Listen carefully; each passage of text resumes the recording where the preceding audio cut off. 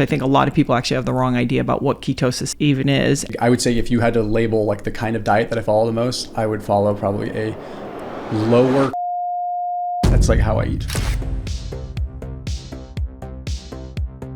Without getting too far into the biochemical weeds of like what ketosis does and how it molecularly is. Use your fancy language, Joe. Let me hear. We know from scientific literature that having the presence of ketones in the blood is a very beneficial thing. The biggest beef that people have with it is they don't like the idea of alienating or demonizing a food group, which I don't think most reputable people in a low-carb industry are trying to do. We've all heard like dirty keto. If you're doing keto and you're just going through in and out and getting animal style, like that's in the same ballpark as the vegan that's just eating Pop-Tarts. I personally have come under fire a lot. This is like the $1 million question for me though. My kind of rule with carbohydrates is Hi everyone, I'm Gabby Reece. I'm an ex-professional beach volleyball player. I'm a co-founder of XPT Fitness and Laird Superfoods. And on this podcast, we interview leading health and fitness experts on the latest, greatest trends and information so you can maximize performance in your already really busy life and in all areas of that life. And today's guest I'm really excited about is nutrition and performance coach Thomas DeLauer. With over 3.7 million followers on YouTube and coaching athletes in the MLB, NFL, and NHL, Thomas has been providing cutting-edge strategies to improve health and performance across the world. We just wrapped up a really intense pool training workout, so we're fired up to talk about how you can maximize your physical performance. Welcome to the Gabby Reece Show. Let's go.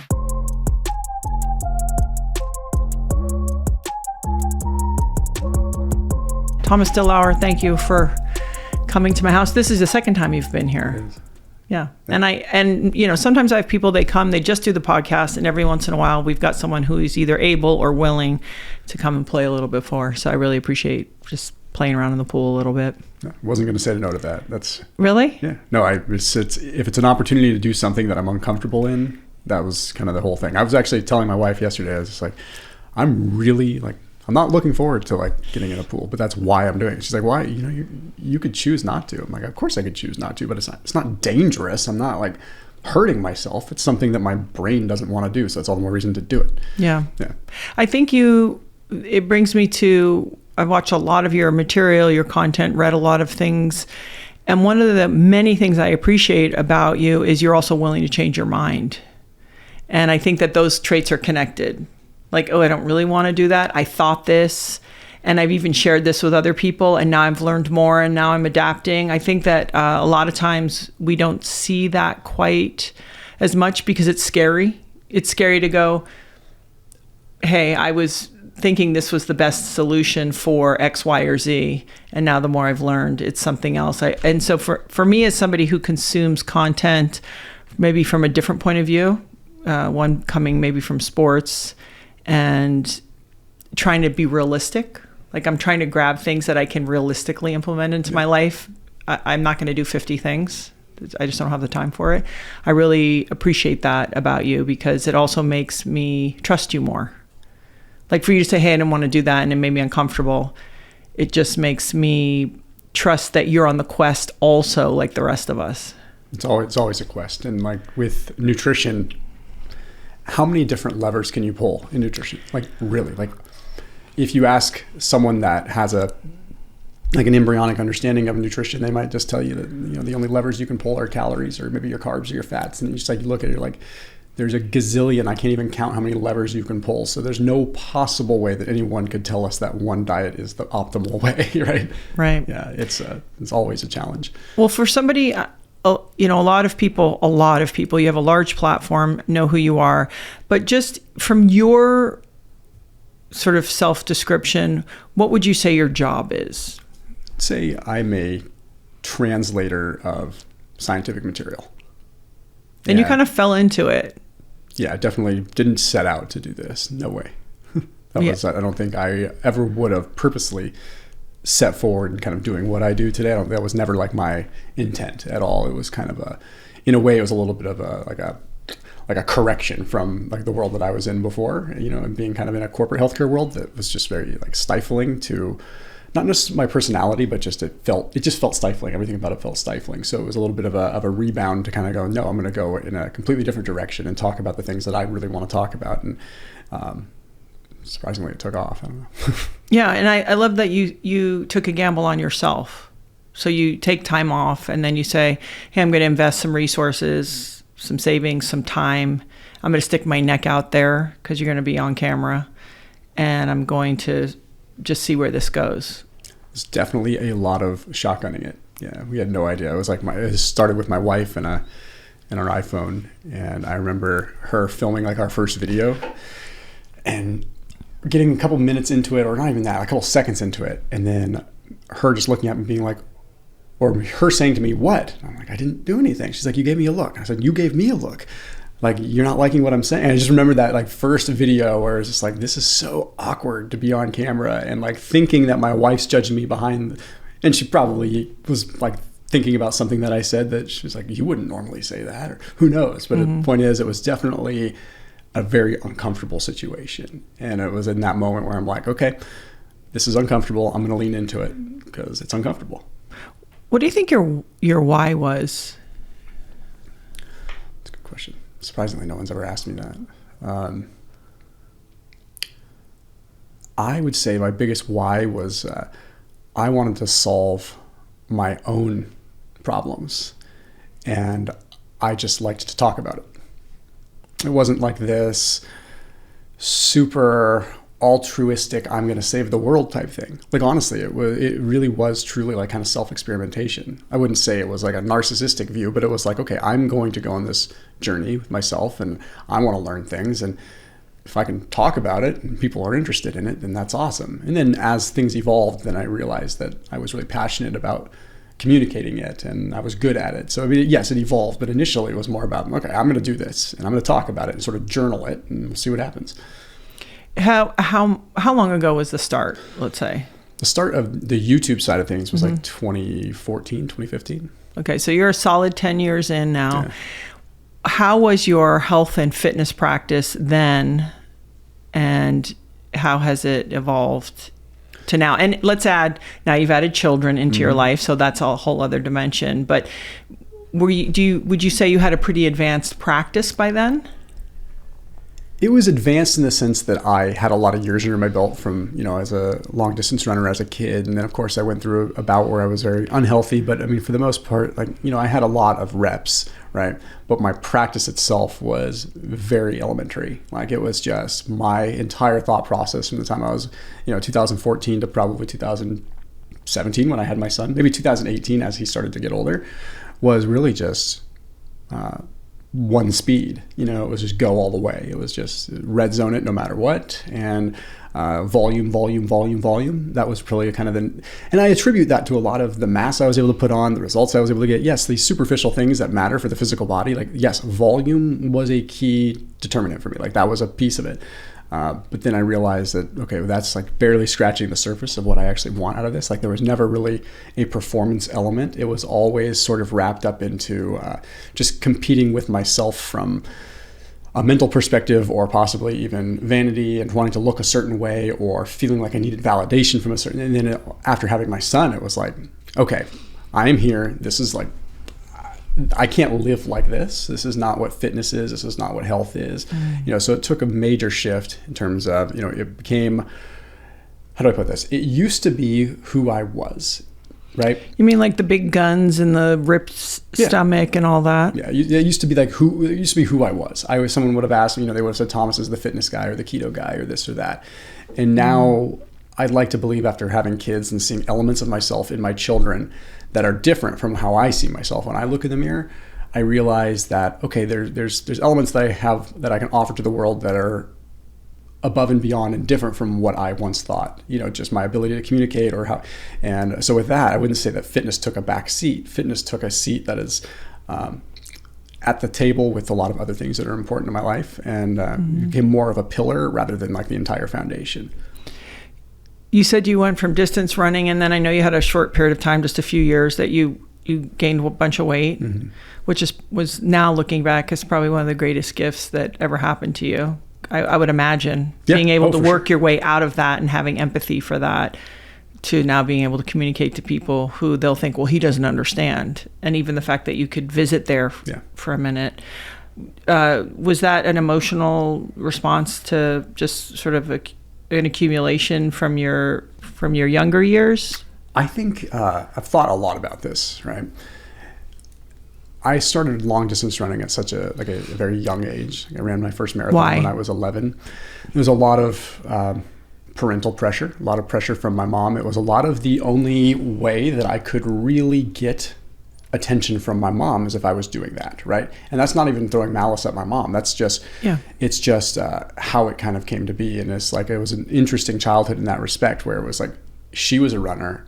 And if we wanted to spend time with her, we ran, right? But as a result of that, I kind of got myself wrapped up into it where it was an obsession. And I was never like a really good runner. I could always go really far, but I was never like really, really good. So I knew like deep down that I was never going to really make her as proud as I wanted to be, because I wasn't that. I don't know if she really cared that much or not, but that's how I interpreted it as a kid, right? And as I got older, my mom had suffered with, quite a bit of mental illness, and it was a rocky teenage years.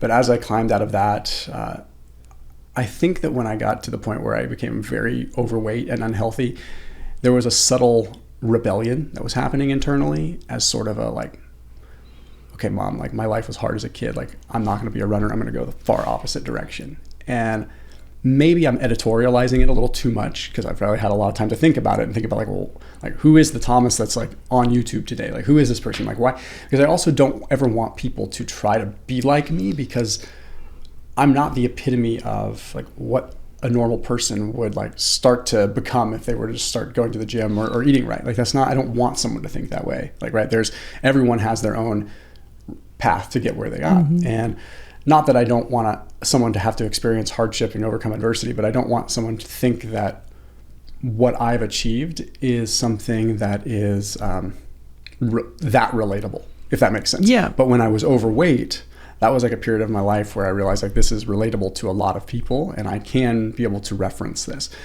So it's a difficult balance of trying to help people understand how to make the right choices and to live a life like I recommend, but not necessarily do everything that I do, because there's a lot of damaged goods when you look at like anyone that is an athlete. You've seen it before. Yeah.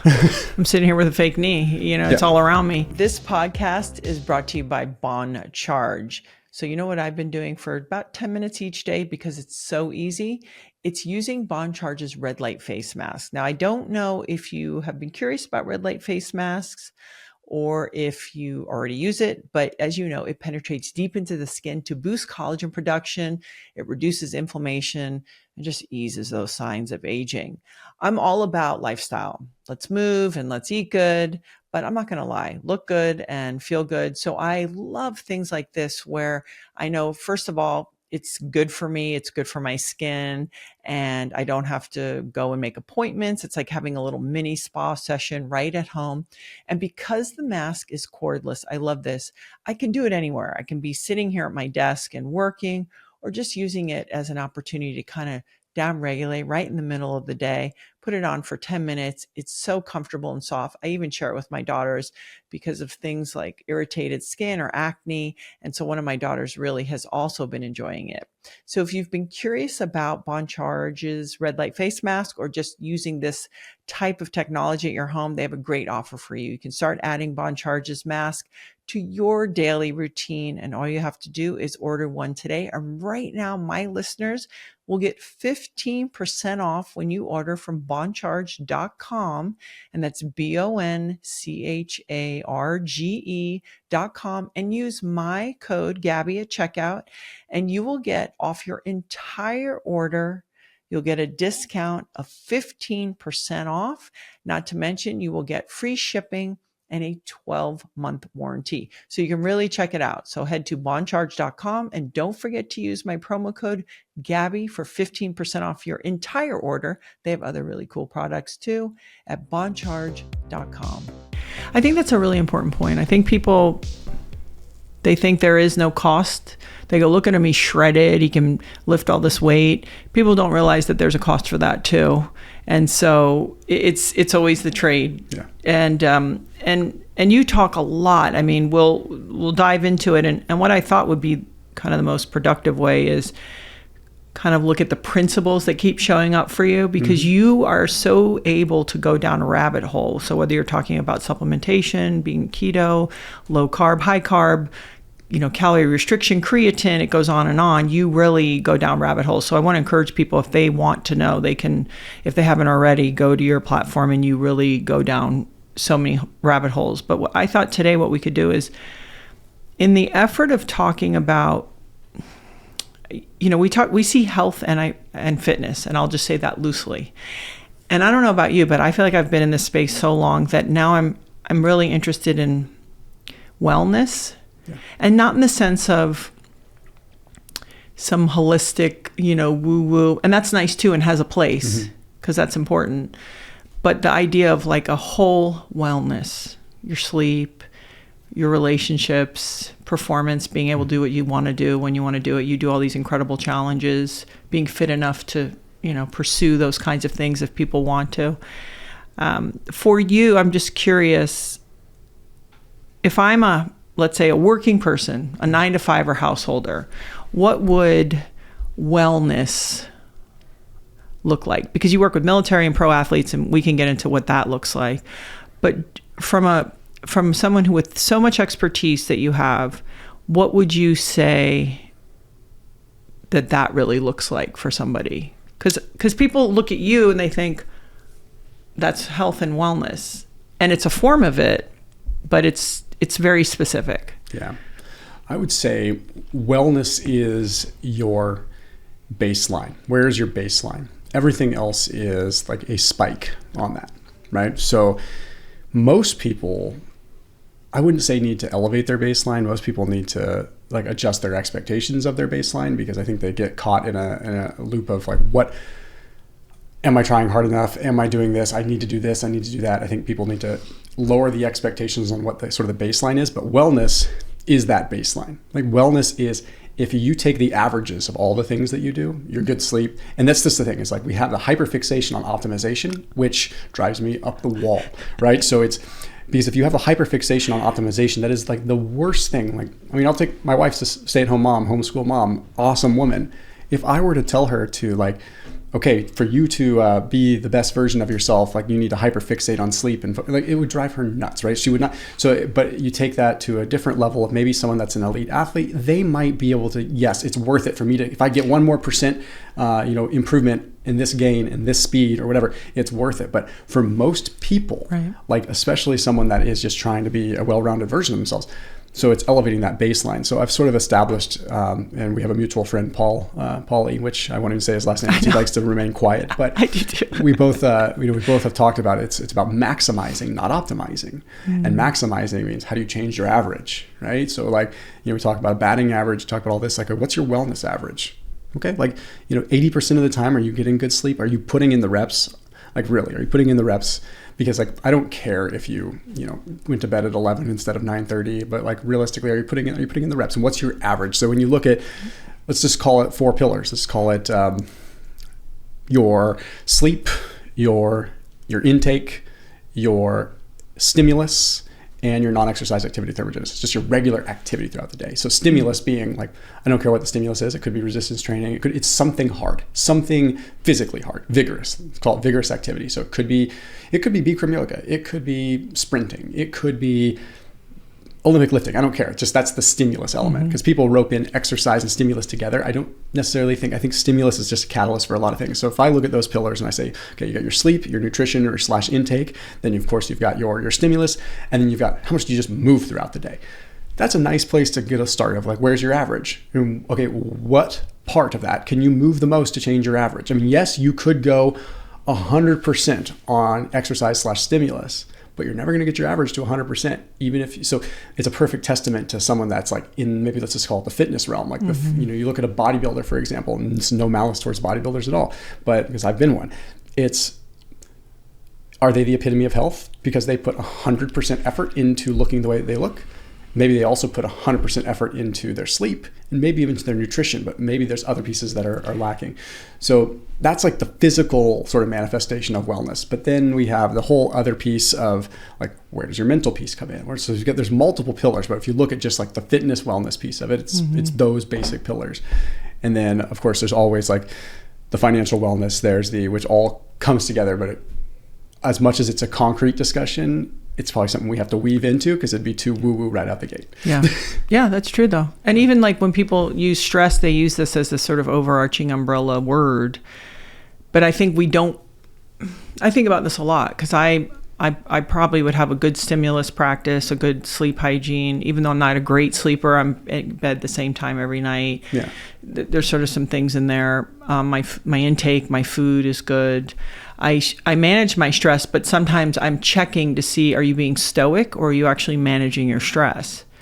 Because big difference. Yes. And I have a tendency to lean in and pack it in and then think, oh, I can handle it. But then I'm trying to be honest with myself and say, are you really processing this and it's going in the right direction? Or is this going to be the thing that really bites you? Because I think we don't give enough respect to our thoughts and feelings and their deep impact on our health. And I think the more you move deeper into these practices at a high level way, the more apparent that becomes. Yeah. I mean, I can have 3 bad nights of sleep or be stressed out about work or something with my kids, and instantly I just have an extra little layer. Yeah. Just in the midsection. It's just so subtle, nobody would know except me. And you realize it's kind of having that relationship with that pillar too, is so important. And in doing, and watching this and only meeting you a couple times, and I feel I try to pay attention to people and sort of, feel them out. I feel like, so you represent, strength and power and kind of all these things, and you work with these high level kind of masculine energy. Could be female, but it's just this raw. Yeah, it's a masculine energy. But what I get from you is high sensitivity, very high. And so I think it's fascinating to watch somebody like you how are you managing that? Because you're putting yourself out there. You actually don't seem like a person to me who wants to actually be out there. No, not at all. And yet you're inspired, you're good at it, so you're doing, it makes sense. And then it's somebody, it's just, and I know you didn't have sort of the easiest time growing up. So it's all these interesting things that maybe though you're taking that somehow and actually using it as clean fuel. It's a good way to put it. And without, again, we could get woo-woo real quick, but having rising sign being in the Cancer, right? Like that's typically for me, I'm a very I'm a very rooted in science kind of person, but I also believe some of the woo-woo stuff, right? I go there sometimes. So, so I try to take, again, that holistic view on some of this stuff. Very grounded, logical, masculine type energy, but then how I want to be perceived to the world is that okay, how can someone tap into that energy when they need to pull from it, right? So it's if you look at, say, yes, I am a little more reserved. I'm a little bit more of an introverted person, but on camera, it gives me the ability to be a little more fluid and show up in a way that I might have a little bit more difficulty showing up in real life. Because there's a little bit of a barrier of that camera lens that allows people to see me almost as though I'm in the comfort of my own home, because it's different. When I definitely will put on a little bit of a front in front of people because of the masculine roles that I have to play with the military and whatnot, right? So, and I'm very aware of that. But when the red light is on and the camera's on, everything can relax. Whereas other people tend to kind of tense up and become something a little bit different. I tend to relax and be able to articulate things a little bit differently. So it's interesting that you kind of pick up on that, that it's the sensitive side with the masculine piece, because it's something that my wife and I have always balanced with a lot, is that she's a very sensitive person that can put on a strong masculine role when she's working with her horses and she's working with these things. And it's so we've picked up on that being together for 20 years on where we yin and yang a little bit with that. But then I think, you bring it full circle. One thing that I've had the pleasure of learning over the years is, and I don't want to just bring it back to this, but just how food and lifestyle and things influence that, right? Influence that behavior and how you act. That's where it gets wild. It's just even how you feel. I mean, if that's what I found is if you're nourishing yourself and you're really truly feeling and fueling right, you act your true authentic self. Yeah. And I feel we run into a situation where people are almost inauthentic to themselves because they just don't feel good. So how can someone be authentic to themselves if they're wearing a mask all the time and they don't even know that they're wearing the mask? This podcast is brought to you by Laird Superfood. Both Laird and I talk about how if you're doing something every single day, it should really be of the highest quality to enhance your life, your enjoyment, your health. Well, more and more people are learning about mushroom coffee, but here's why we've really been a fan of it for years. It's the power of food to support physical and mental well-being. So when you combine this with our creamer, which is so delicious, you can avoid the crash because you've combined it with this fat and have an amazing steady energy experience. So it just kind of nice and even keeled. And why Laird Superfood coffee really is different? Well, it's an organic Peruvian coffee. So Peru's high altitude means the longer growing season, which creates a smooth, rich taste experience, not acidic. So we work with farmers that hand pick the beans, and Laird and I love that we add mushrooms like chaga, maitake, really amazing mushrooms that can support your immune system. None of this impacts the flavor of the coffee. Lion's mane, it supports cognition. Cordyceps, a favorite of endurance athletes.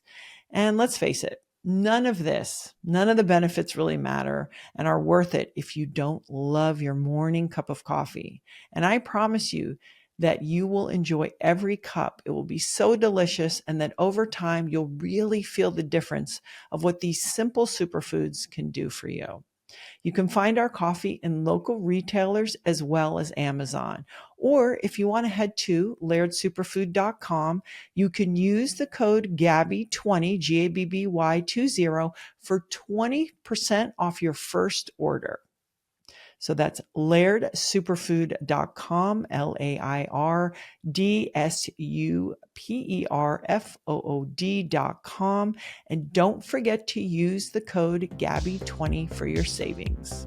Yeah. And that's the other thing I always find fascinating is when people go, my stomach's always like this after I eat. And you think that's not normal. Yeah. You shouldn't feel gassy, miserable, exhausted. Like people go through their lives just being like, well, I guess that's just how it is. Instead of more times than not feeling pretty good. And that even just gives you the starting chance to deal with life, to deal with relationships, to deal with parenting, to deal with work. How have you changed? Has there been anything cathartic for you? So these last 10 years, you've gotten, there's a confirmation. Your platform represents that. You have millions of followers. You have a very successful business around this. Has any of that kind of healed or been really good for you from the things of when you were a kid? I would say at first it started to exacerbate them, right? Because they say that and I'm not this, uber wealthy person or anything like that, but they say like when you start to make any money or you get that it basically just enhances and sort of can amplify who you are as a person. And I think who I was as a person was a very anxious person. So it amplified a lot of the anxiety for me of being like, okay, well, now I'm visible.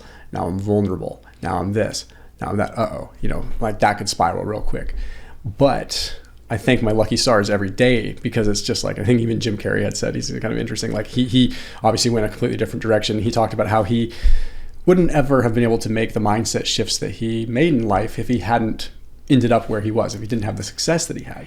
So I view like social media, my success in what I've done, as an accelerator. It forced me through a funnel and an accelerator that maybe I wouldn't have gotten to where I am in my path of like trying to find some real sense of calm in my life that maybe I wouldn't have hit until I was 60 or 70 years old. So I got forced through like a particle accelerator of social media and having lots of eyeballs and lots of stuff crammed at me really fast. Yeah. Where if I didn't adapt, I would have blown up or I would have burnt out. Right. Did your wife have any practices that was helpful for you? Because I would imagine now people chiming in, giving you their opinion. Like if you're not used to that, it must be like, whoa. Yeah. Was there sort of anything built in that you guys learned that was going to be more supportive? It's a good question. I think we sort of did it a little bit intuitively. At first there were definitely like the physical barriers of, don't check the comment section. Don't don't look at the phone at certain hours. Then you realize, okay, well, this is a very hybridized lifestyle business where it's going to be integrated. And we're not fans of just blocking and building a wall. Like, we have to know how to deal with this stuff.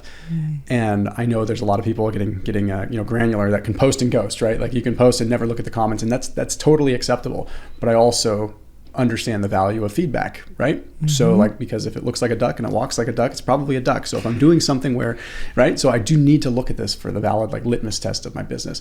So I think, my wife and I, we started a little bit of sort of a subtle gratitude practice that we don't really realize that we do, that kind of just brings us a little bit more to the present. And it may seem tangential, but it makes sense. And we learned it from this guy, Dr. John DeLauer, who's been on my channel. Do you know him? I do, yeah. Yeah, and it was a really interesting. Who he is, I've never met him. He's happy to intro. He's a good dude.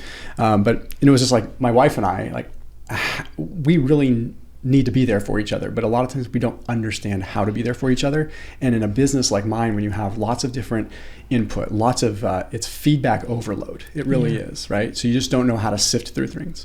So my wife and I can have, usually in the morning, a very candid couple of minutes where I can look her in the eyes and I can say, how can I love you today? And she can say, how can I love you today? And it's a chance to be completely vulnerable and tell her what I actually need, not like through some weird lens or what I think I need, and just be like, what do like if I'm feeling stress, I can tell her in that moment, like, you know what, like, what I need from you today in a very physical way is I need you to put your hand on my shoulder a couple times today and tell me that you love me. Like, that's what I need from you today. And it's that simple kind of like grounding practice with the people that are close to you that can just bring you back down to earth. Because in the world of social media and just constant information, I don't think people realize, they really don't realize how quickly they float off the ground. Like, it's just, you're there in an instant. So if you don't have something to ground you and bring you back to reality, and sometimes that's the pool, like something, you got to have something that grounds you, that brings you there. And our significant others, our loved ones, like, they have the ability to do that, and they generally want to do that. But you have to spell it out for them. Otherwise, how the hell are they going to do it? Like, they're not inside your head. Because sometimes we even need a little more space to ponder. Like, we're trying to work out a problem, and it's like, hey, it's nothing personal about anybody, but I'm actually just going to be in my head a little bit more today. So please, I don't want you to get offended now. So now I'm in my head and dealing with you. So I think that's really important in all, period. Yes. In relationships. I think it's a really... extreme. I'm laughing because that's like, it's, I would say 30% of the time, that is like my wife's response is, give me grace, give me space. Like, I need space today. And like, prior to that, like, if I'm having a hard day and she's wanting space, but I don't know that she wants space, it'd be easy to feel unsupported. Like, oh, you're not there for me when I need it. But like, oh, I know that how I can love her today is actually just give her the room to think, because she's processing things. And it's not about me. It doesn't. So then what I need from her, okay, well, what I need from you is to know that, like, you're occasionally pause and let me know that things are cool, right? Because like, so that I don't spiral off thinking that you're wanting space from me, even though you just need space to deal with whatever you're dealing with. Because again, being the business that you and I are both in, like, it's that accelerator. So things happen really fast. So it's like the moment that I step out that door, or the moment that I'm on social media, and you have that influx of information and feedback coming at you, it's going to derail you. And it's so it's nice knowing where everyone stands. And I encourage people to have like some kind of practice with that, not just in their relationships, but just with those that are close to them, because it's like true vulnerability, not sort of this kind of phony vulnerability that's been talked about on the internet, like, where it's like, let's be vulnerable in a way to actually be less than altruistic and take advantage of people. Like, really, let's like show phony vulnerability. It's like, being vulnerable is actually just like open communication and just like letting it out. It is. And it's funny, even as a parent, I have obviously a lot older children, but it's like, sometimes when I'm butting up against them, I'll even say, hey, is there anything I can do for you today? Because I actually don't know what else to do, and I'm tired of kind of running into them. And it's amazing what they'll say. They'll be like, I'm stressed out, I have a test tomorrow, and I'm waiting on a tutor, or I'm fighting with a boy, and I'm just trying to work it out. So they not only learn to articulate it, but they know, actually, I'm just really ultimately trying to be an ally, instead of like, hey, what's wrong with you? It's like, hey, is there anything I can do for you today? I mean, inside it might be like, what is wrong with you? But on the outside, it's because then a lot of times they'll articulate. You don't make you don't have an opinion about it. You don't try to solve it. And I found that to be a very useful tool. Laird has been a great teacher in being very clear with communication. You represent something kind of modern that I didn't have to navigate. So sort of when I came out and then I was playing ball in college and working and then playing professionally, it was like slow, step by step by step by step. It's little. It's like you're in a newspaper, then you're on the news, then maybe you're on a network show, then, okay, you're in a magazine. It's all very slow. And not, by the way, you don't have thousands of people that can comment back. It's a one-way communication. You represent a group now that gets to make a living, and it can happen pretty quickly. Like in your case, you had pretty immediate, response, positive response, audience, feedback. I think not everyone is built for it. I think it's a lot harder than people realize, where you're trying to be helpful, communicate, you're well-intended, do all these things, and you have to deal with all of this input. So I really appreciate that kind of system that you have in place, because I think a lot of people think, I'm going to do this, and they don't think about the next part, about what's coming back. Yeah. Yeah, where they think about how the part that's coming back, the expectations just aren't managed, right? It's like if you create a piece of content and it happens to me all the time, like, they're going to love this. Yeah, they're going to love me. And they don't. And then it's like a mixed match. Like everything I've always found, like most conflict happens with a mismatch of expectations at many different levels. And that includes internal conflict, right, with yourself. So it's like you release content and you're expecting it to go gangbusters and you're banking on it. Not to mention if you also have fiduciary obligations along with that, where you're like, you've made promises or you've made commitments that things are going to perform well. You have multiple weights coming down on you if it doesn't. And then sometimes the comment or the feedback that you get from someone is just the straw that breaks the camel's back. And right? So it's like those grounding practices of like coming back to like, hey, like this is real earth, this is real life here. And that is where, as we come full circle with a lot of this stuff, it's where like fitness has been like a safe place for me, right? It's not a punishment for me anymore. It's not like where I just go to like hurt myself to adapt and like get stronger. It's like, no, this is empowering, right? It's different. It's like I'm doing this to get stronger, not to like punish myself for eating something, or like it was like this transactional way of looking at it. So it's like when those kinds of things happen, like how do you get grounded? Sometimes you get grounded through like physical exertion, because it makes you real quick. What I like about you and Laird so much is that like the pool is that for you, right? It's the equalizer. It's the equalizer for all people. It's the equalizer for your emotions. It gives you immediate feedback, because you could probably do the same pool exercise today that you do a week from now and respond and do it differently based on where your sort of allosteric load is for your life, right? And so I think everyone needs to establish like these quote unquote grounding practices, and maybe it's in their relationship, maybe it's exertion, maybe like you got to do something to keep it real. Yeah, I think nature also is so powerful. I know you spend a lot of time out in nature. I would imagine for a lot of the same reasons. So, you talk. You definitely were one of. I think I shared with you. I have a good friend, Elijah, who was here, and literally 6 years ago, I sent him a video on dry fasting by you. I was on Kauai. I remember it perfectly, and he's very diligent about fasting. He just is, or one meal a day, or restricted window, all of it. So you've been at this a long time. You talked a lot about ketosis, and so I thought today, what would be maybe more beneficial is, so you have explored this from so many different directions. If you were going to take this householder, let's just say, and they said, okay, how do I implement this idea of being in ketosis, which I think a lot of people actually have the wrong idea about what ketosis is, it even is, and that the fact that really you're not going to be in it for long periods of time. So maybe from your point of view, you could just sort of share what would be the benefit of ketosis and how would a regular person implement kind of this practice, and why would they do it? Yeah. I like to explain ketosis as like if you have just a straight line, and that line is the ground, right? most of the time we're floating above that line with like our intake, right? So think of that flat line as your net neutral sort of calories, right? Your net, we'll call it calories just to make it simple. It's more biochemically complex than that, but let's just call it calories. Use your fancy language. Well, I mean, it's okay. So you've got all kinds of different signaling processes that would happen. So independent of just calories, right? So it's like, yes, we see calories as how much we eat or how much we don't eat and this and that, but there's also like when we are in a state of a deficit or when we're not eating, like we have other, like a cascade of different things that happen and like tell our body to do things, right? So like when we're in a deficit, whether it be ketosis or not, which we'll get to in a second, like there's all kinds of molecular changes and signaling devices that happen. That's where a lot of the longevity research is surrounding like being in a quote unquote deficit, being good for longevity. When you look at the blue zones, the Okinawans, anything of that, whether you even buy into that or not, the data is still, well, actually some of the data is very wrong with the blue zones, but not to digress. Point is like the actual like fundamental mechanisms are there.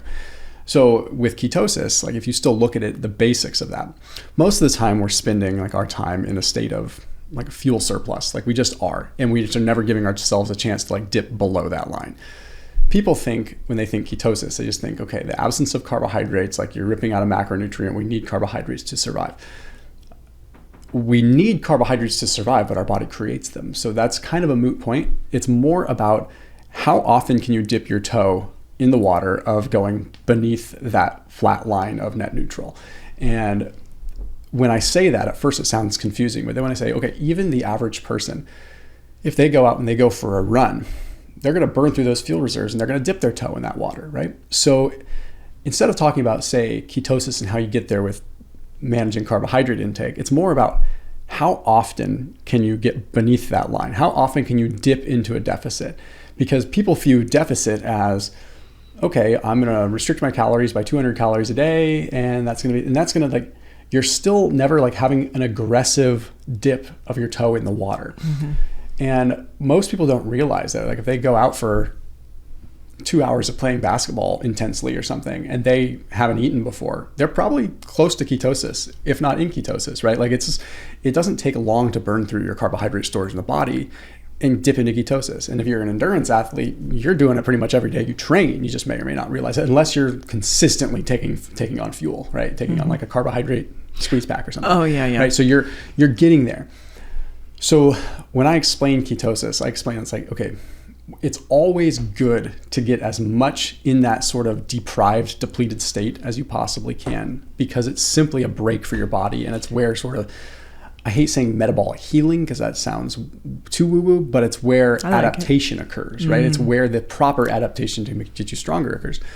So if someone is like a regular person that's wanting to do a ketogenic diet, or they're just wanting to kind of get into ketosis and they don't really know like, well, what's the benefit other than just like, am I going to lose weight and this and that?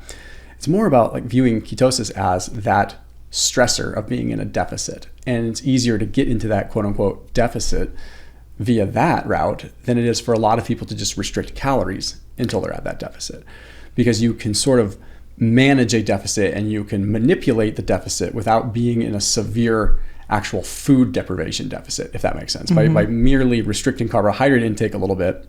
If you take that same illustration that I gave where you have that line, right? That line, you're trying to dip beneath that line, trying to dip, and just how often can I dip into ketosis? Hypothetically, if you had 400 grams of carbohydrates that day, how much more length do you have to travel to get to dip your toe in the water? So even if you're not going zero carb ketogenic, every essentially like additional carbohydrate above like 100 grams, like you're making it that much harder for you to travel to that.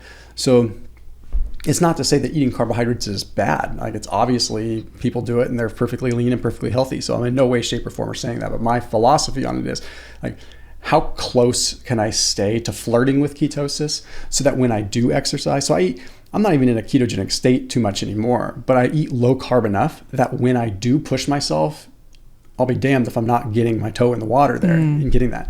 Because without getting too far into the biochemical weeds of like what ketosis does and how it molecularly is, we know from scientific literature, there's no denying that having a presence of ketones in the blood is a very beneficial thing, a hugely beneficial thing, and quite a healing thing. Mm-hmm. The biggest beef that people have with it is they don't like the idea of alienating or demonizing a food group, which I don't think most reputable people in a low carb industry are trying to do. There's loud people that demonize carbs. Sure. Most of us aren't trying to do it's a gimmick. Yeah. I mean, people have to realize a lot of times when people start doing that, it's just a gimmick to draw attention. Yeah. But the people that are really talking about it in a balanced way, they don't do that. I'm just curious, you like to train on an empty, or there's a lot of benefits to training on an empty stomach. I personally feel so. Yeah, there are, definitely. Yeah, so I think that's an interesting way for people to enter into this, because it's pretty straightforward. And you could possibly have coffee without a bunch of stuff in it, right? Yeah, that sure. counts. Water, coffee, but not, you're not going to have creamers and all that stuff, just black coffee. Yes. And so maybe you could just share, if people did that even a few times a week, thought, okay, my workout's pretty early today, I can just roll. Yeah. Because then you just get to dipping your toe sooner. Yep, that's precisely it. And it's, I'll put it out there first, that for general weight loss, it may not matter if you train on an empty stomach or not. Okay, I'll put that out there. Like if someone just has a bunch of weight to lose, but longer term, from an adaptation perspective, no one is going to deny that you oxidize, you burn more fat as a substrate, not in total, but as a substrate, at lower intensities and on an empty stomach. Plenty of literature to demonstrate that. Now, where the literature gets confusing, I'm just saying that as a caveat to as a CYA for sure, is that most of the literature demonstrates that a lot of people, if they train in a fasted state, they overconsume later in the day and they end up compensating. Okay, so fair point.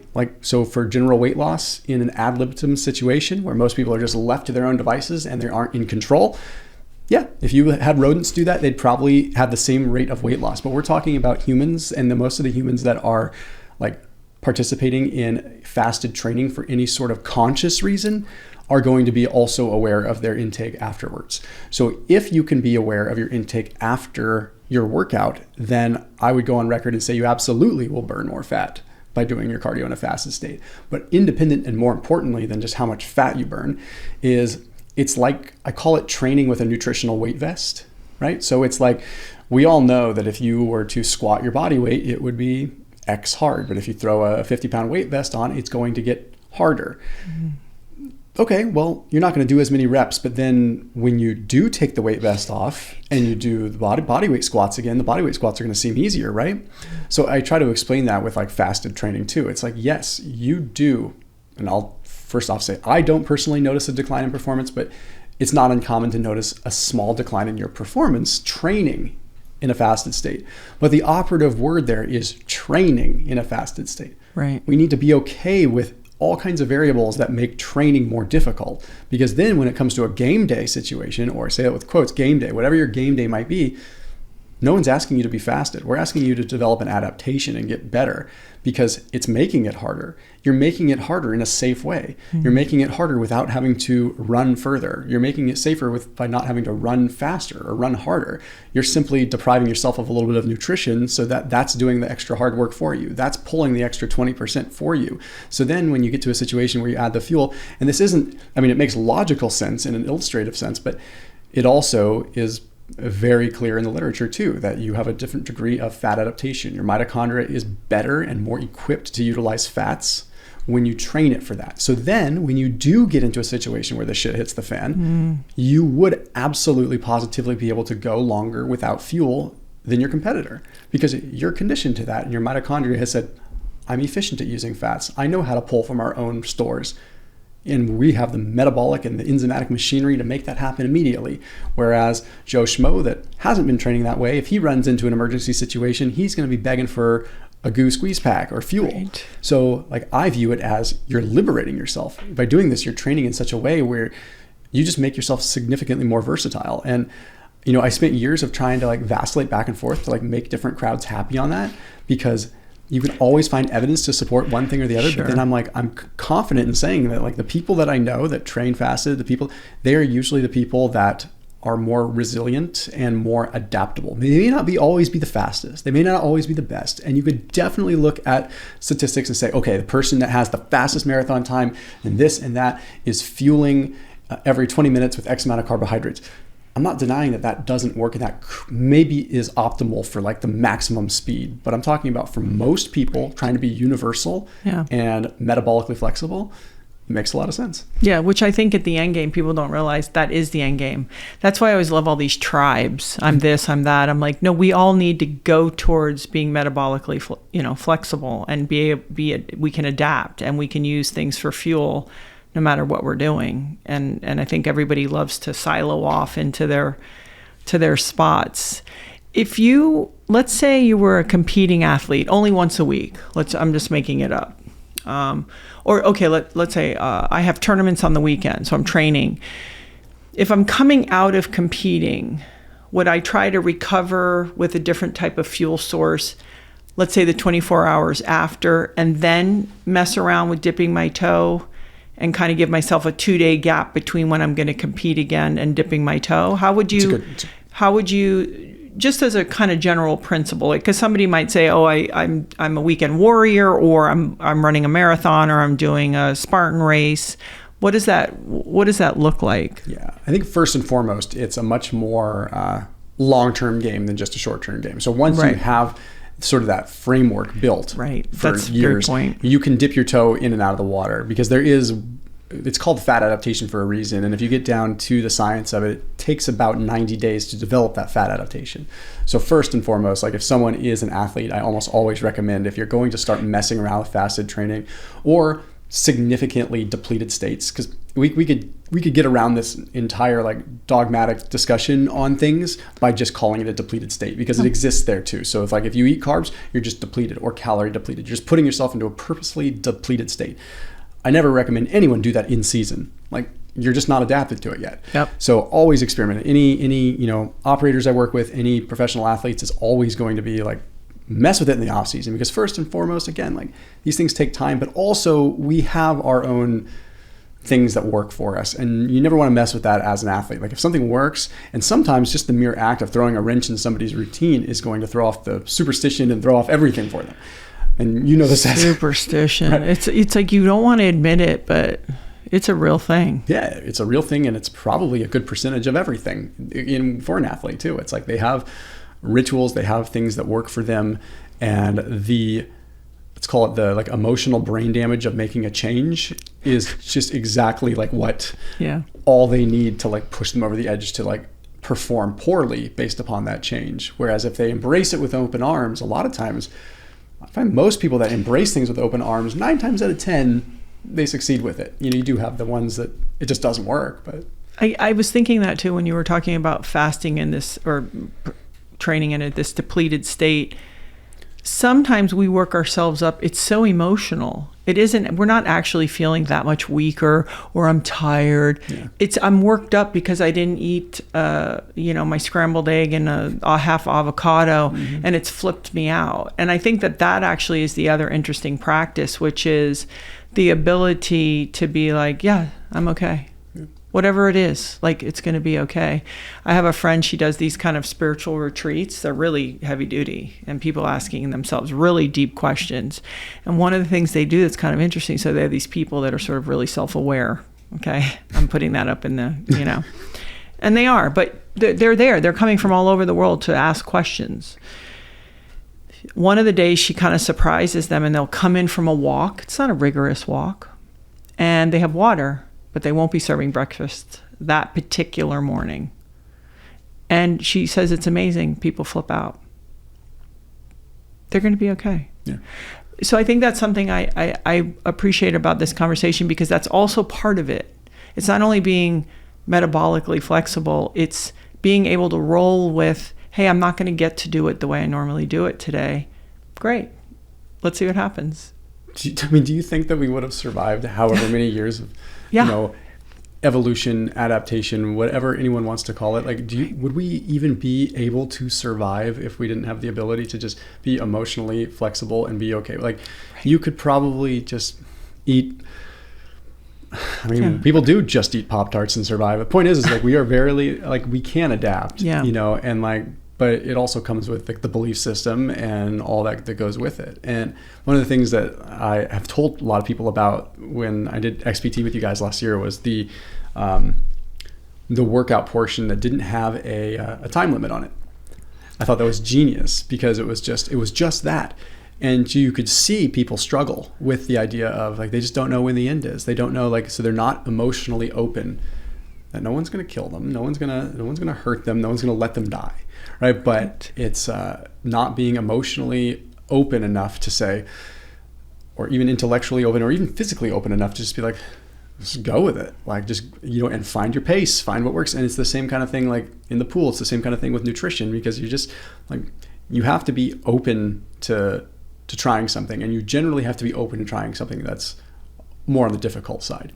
Right. Because if you convince yourself that like, yes, I'm going to eat Pop-Tarts and it's going to work, like there's a tangible like brick wall kind of thing that's going to hold you back from performing well. But generally the things that seem like a little harder, like, oh yeah, maybe I'll try to run without food in my system today, or maybe I'll try to abstain from that, and I think you'll survive. You'll probably be okay. Right. Vegetarians, vegans, how do they, just as a sort of overall, do you think that supplementation is important, or that they can get sort of enough if they're kind of on their intake, enough protein and to help if they are trying, let's just say, weight management or sports performance? Because I know it's just a different art. Totally different art, and I respect and appreciate a lot of people that I think like a lacto-ovo vegetarian can absolutely do fine without supplementation if they're cool with eating a decent amount of eggs. I think that you get a lot of benefit out of eggs. So I think a vegetarian has a lot of wiggle room.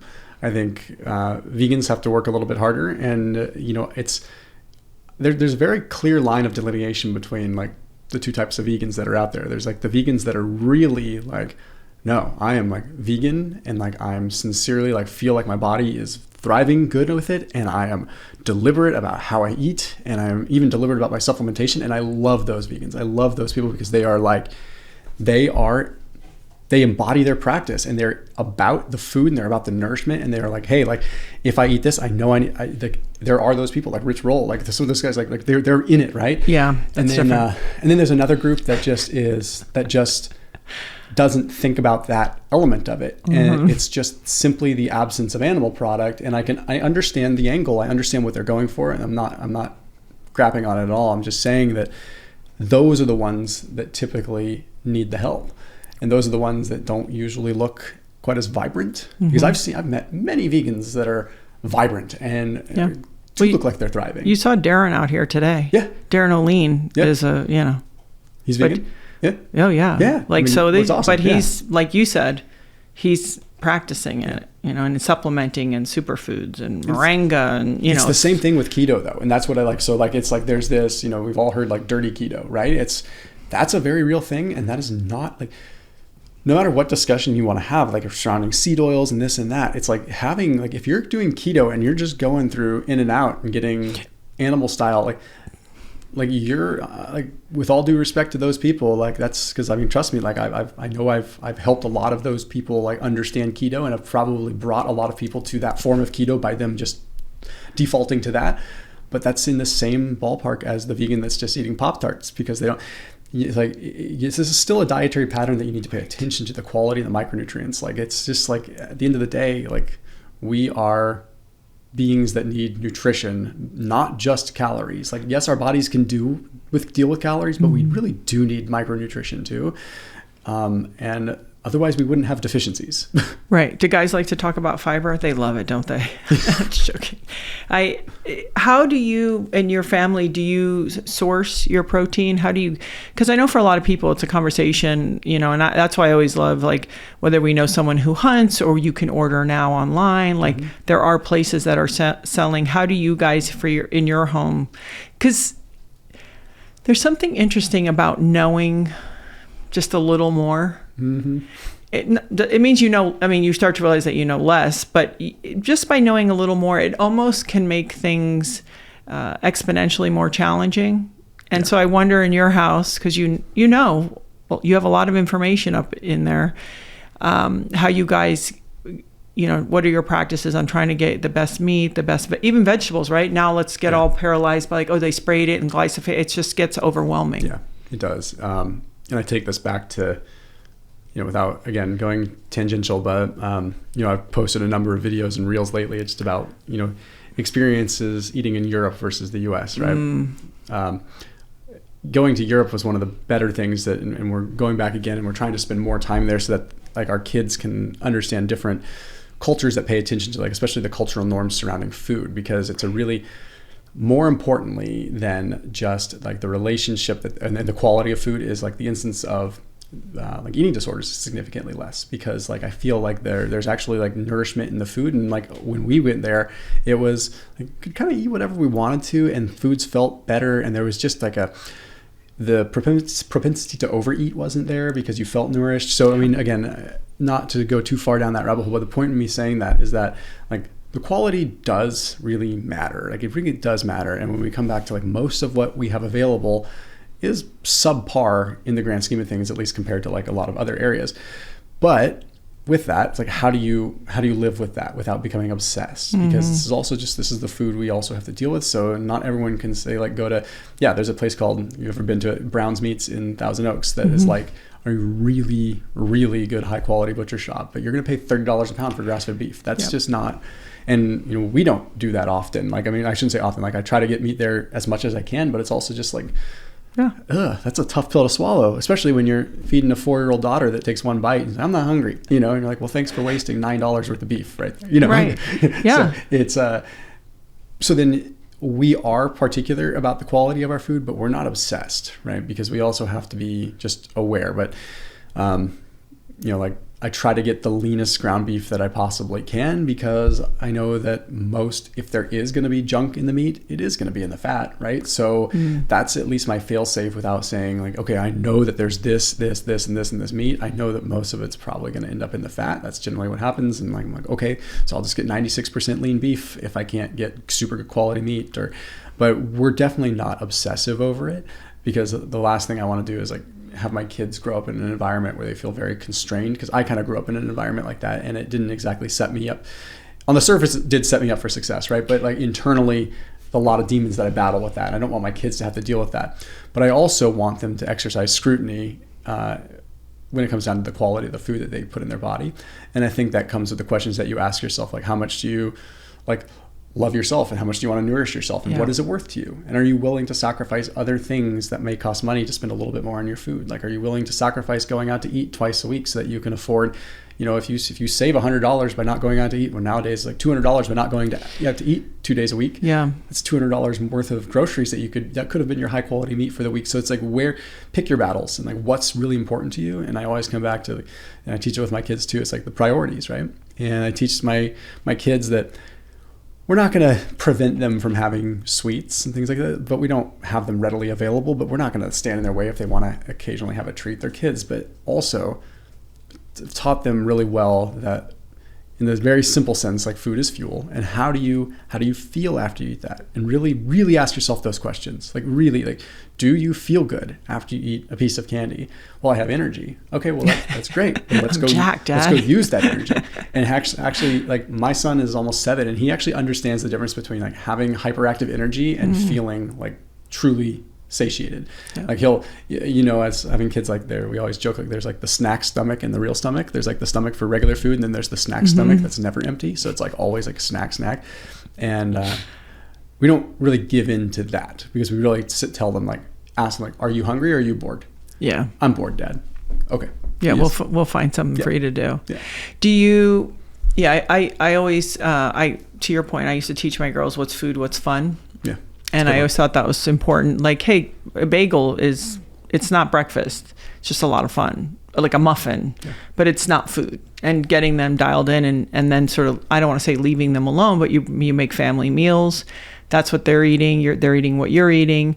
But then, when they become teenagers and they sort of go off into the world, I've seen charges from Chick-fil-A and stuff, and I go, oh, but I ate McDonald's when I was a teenager. Yeah. I had wholesome, I had Wonder Bread. It's like I went through all those phases too.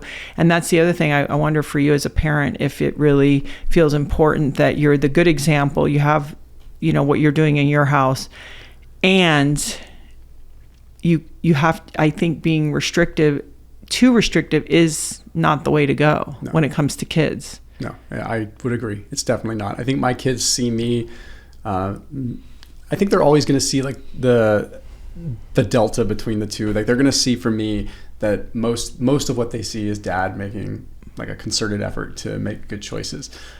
People think based on like the videos that I might do that I'm like this like anal retentive, like terrible person to hang around when I eat. Like I'm pretty relaxed with my diet. I just eat wholesome foods, right? Like I'm pretty like, I'm not a difficult guy to go to dinner with. I can make it work, right? Like, and I don't make people feel like garbage when I'm around. And that especially includes my kids. And having kids has made me hyper aware of that. And I want them to see that, like, oh yeah, dad does eat carbs, or dad will sit down and have some ice cream with us. But they also might notice the subtle differences in where, like, oh, maybe dad ran a little bit longer the next day, or like, but I don't talk about it and I don't announce it. But I think that one of the worst things that we're doing from a society standpoint is devaluing like nutritional value of food and focusing only on calories. Right. Because as much as, yes, mathematically, thermodynamically, calories matter. Yes, not many people deny that. But I think when we have such an overemphasis on that and we like drill that into young kids at such a young age, it undermines nutritional quality. So then all they think about is like in and out, how much intake, how much output. That is a recipe for an eating disorder, if you ask me, because then that's purely transactional.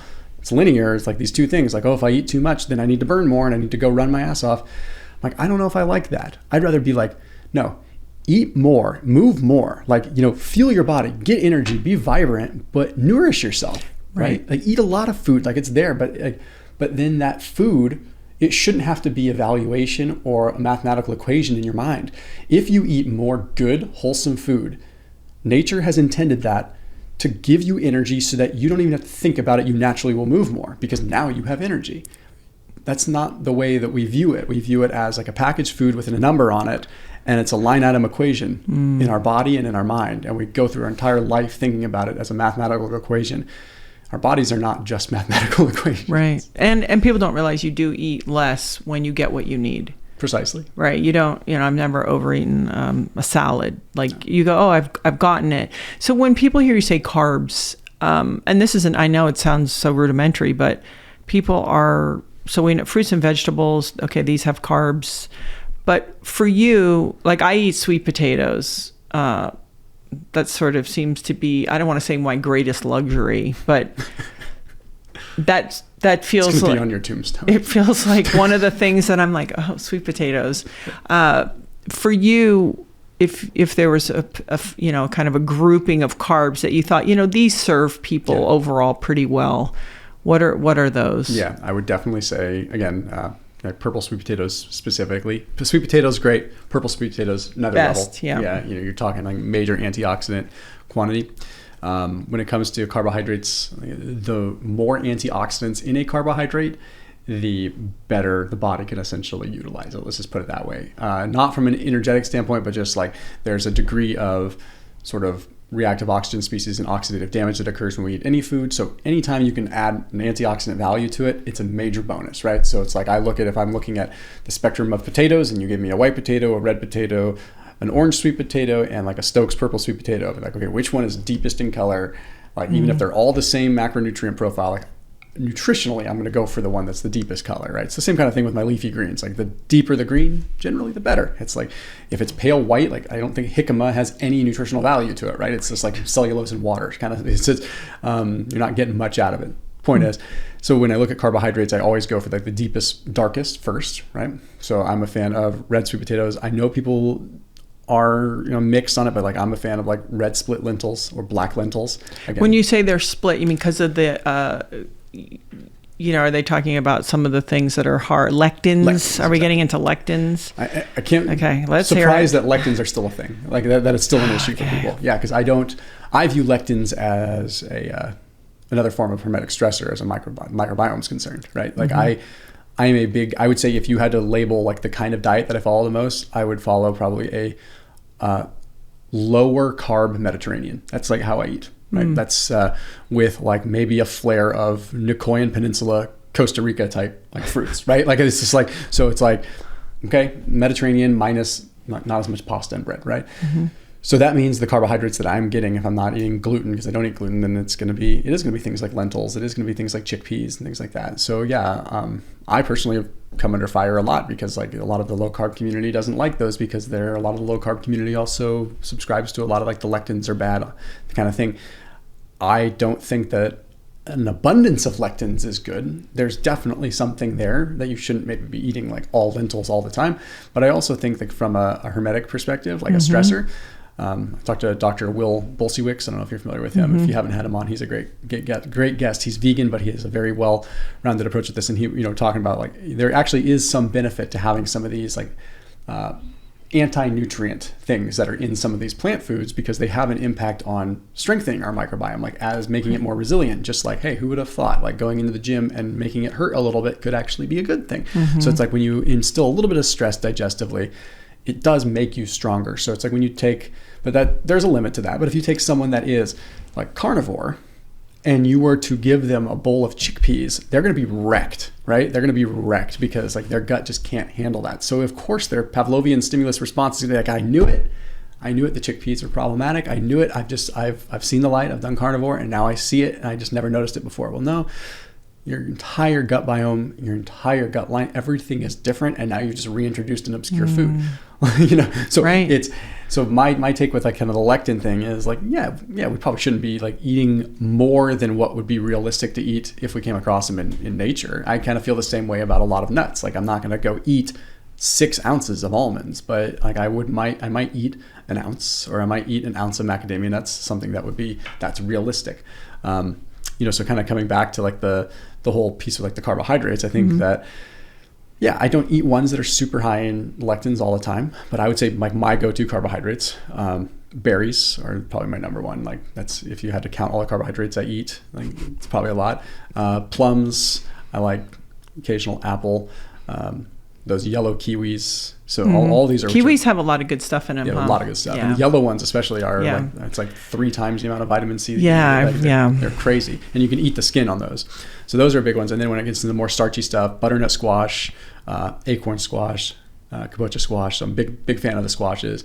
I think a lot of like the types of carbohydrates that you would find in the like Nordic regions, like where they kind of eat a little bit more squash in the way of like tubers and things like that, even parsnips, like things like that. I think those are the carbohydrates that I really lean into, because when you start getting into the other carbohydrates, like if you get closer to the equator, you're just getting into fruits and you're getting into tropical higher sugar fruits, which are fine. But if you're combining them with the other things that you're eating from other realms, and you're just like, then you're basically just making a natural version of the standard American diet, which is high carb, high fat, high sugar. It's like a combination of all of it. I think that my kind of rule with carbohydrates is I keep them somewhat separate from high amounts of fats, because I really do try to live my life and eat foods as what would make sense from almost a evolutionary perspective. And I've said this before, I can't really think of a situation in nature where you would have an abundance of fat and an abundance of carbs at the same time. It just wouldn't really happen that much. Like I could imagine there, you'd go out, you'd hunt, you'd make a kill, you'd have whatever you have. And then maybe there's the obscure chance that someone also got a beehive that time. But like generally speaking, they're probably separated. They're not saying like, hey, let's go harvest a bunch of sugar cane and let's also eat this elk that we just got. Yeah. Like, you're just not having high fat and high sugar together at the same time. So is that day to day or meal to meal? That's meal to meal. Okay. Meal to meal. So like there's one of my favorite studies, a BMC medical genomics study that I reference all the time, talks about how like we start the day with insulin sensitive muscles and end of the day with much more insulin sensitive fat cells.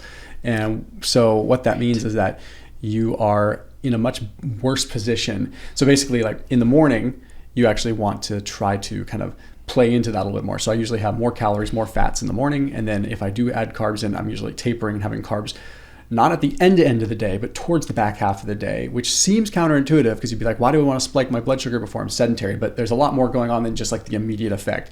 There's also a lot of benefits to stacking your carbohydrates towards the evening because they aid in sleep. I was going to say, it helps with sleep, right? That doesn't mean that you go and you eat Pop-Tarts right before bed.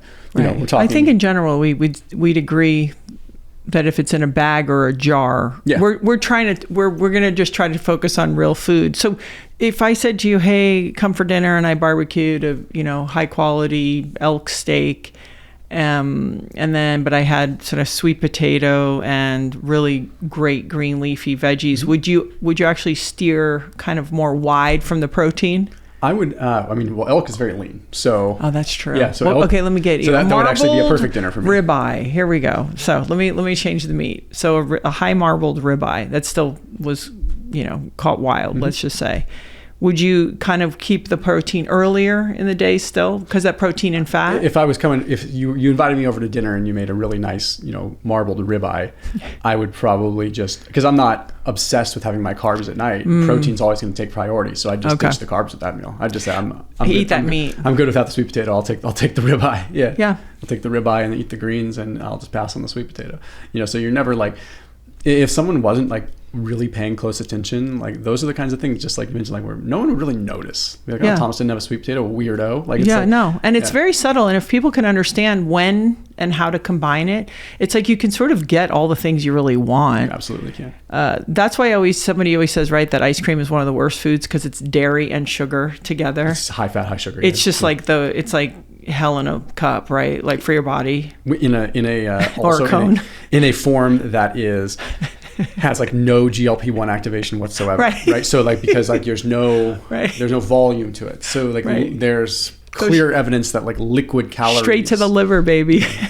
Liquid calories just like there's no satiety with them. But right. So it's like no satiety, but then you also have like high fat, high carbs. So you're getting rapid absorption with no satiety cues. And so, and it sucks because ice cream is like probably one of my like favorite guilty pleasures, right? Like I love ice cream. So, but I mean, that's where like, there are things like. Would you shove like a piece of kale in your mouth before you ate that? Just to counter it? I know people who go like, well, I just have a thing with a lot of fiber right before I go, okay, does that even work? Usually I know it's a little bit of a Frankenfood, but I might go for more like the Rebel Creamery stuff or something like that. It's high calorie, but it's at least it's going to be using like stevia monk fruit instead of sugar. So it's like, then I get my fix, What about allulose? I feel like you've talked a lot about allulose. How do we feel about it? Allulose is really interesting. So from because it's like, I'm always scared if that thing, if it sounds too good to be true, it is. Yeah. Well, I had Dr. Andrew Kutnick, another one I'm happy to introduce you. Like he's a type 1 diabetic and he's one of the leading researchers in the world at SSDI, which is up in Santa Barbara. It's like the diabetes, or SSDRI, the Diabetes Research Institute. Mm-hmm. So he's like obsessed with this stuff, and it's so interesting. Obsessed with anything that has to do with blood sugar modulation, and I've been cautiously optimistic about allulose. That's how I put it, right? Like I view it like you, like okay, if we're borrowing from tomorrow for today, like there's no free rides. There's never a free ride. There's always something, never a free ride.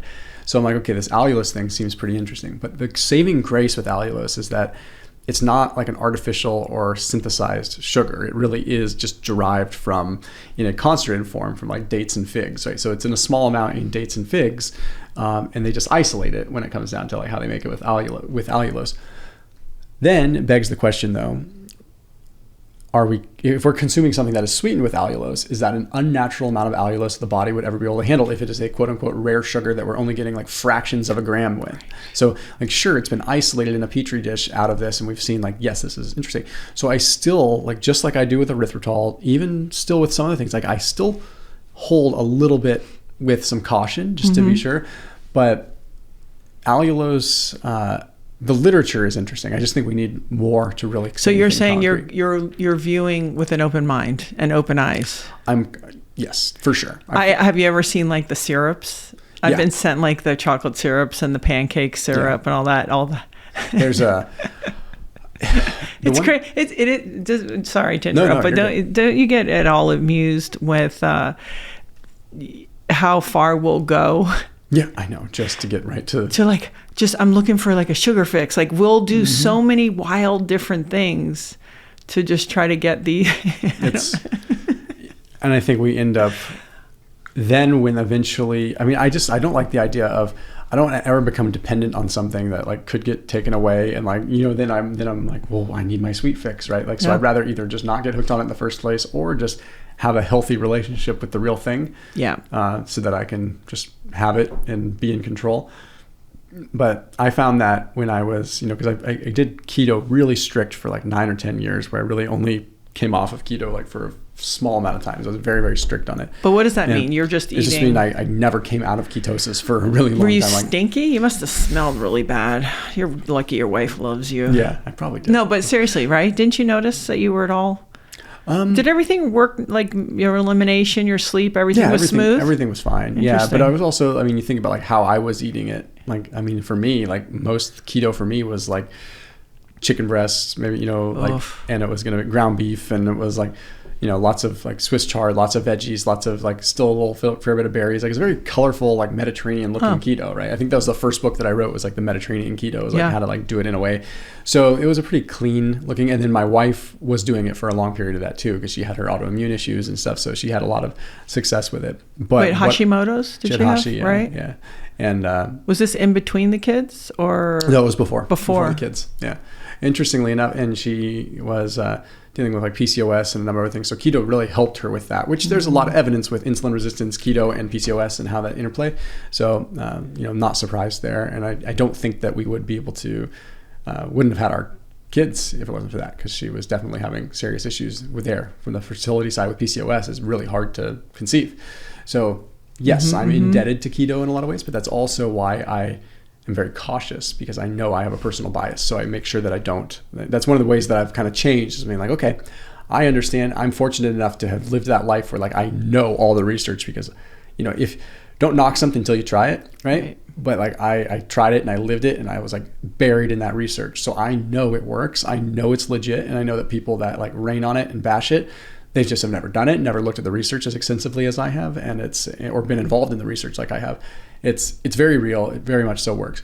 But what ends up happening eventually is there's so many good, delicious like keto products that are out there and things like that. Eventually you start doing what I call the standard American keto diet, right? So it was like you've taken the standard American diet and you've just eliminated the carbohydrates, but now you've introduced a crap load of artificial sweeteners and we're talking about allulose and erythritol and things, and stevia and monk fruit. Those are the good sweeteners, right? A lot of the keto products are just aspartame and sucralose and things that are. I like that when they say sugar alcohol. What the hell is that? Maltitol? That's like you'll be seatbelted. Remember when the toilet. Original bars came out and they were like sugar alcohol? I'm like, sure, why not? Yeah, and then you know what happens after that. Oh yeah. Yeah. So it's very uncomfortable. Yeah. So you better not be on like a boat or something.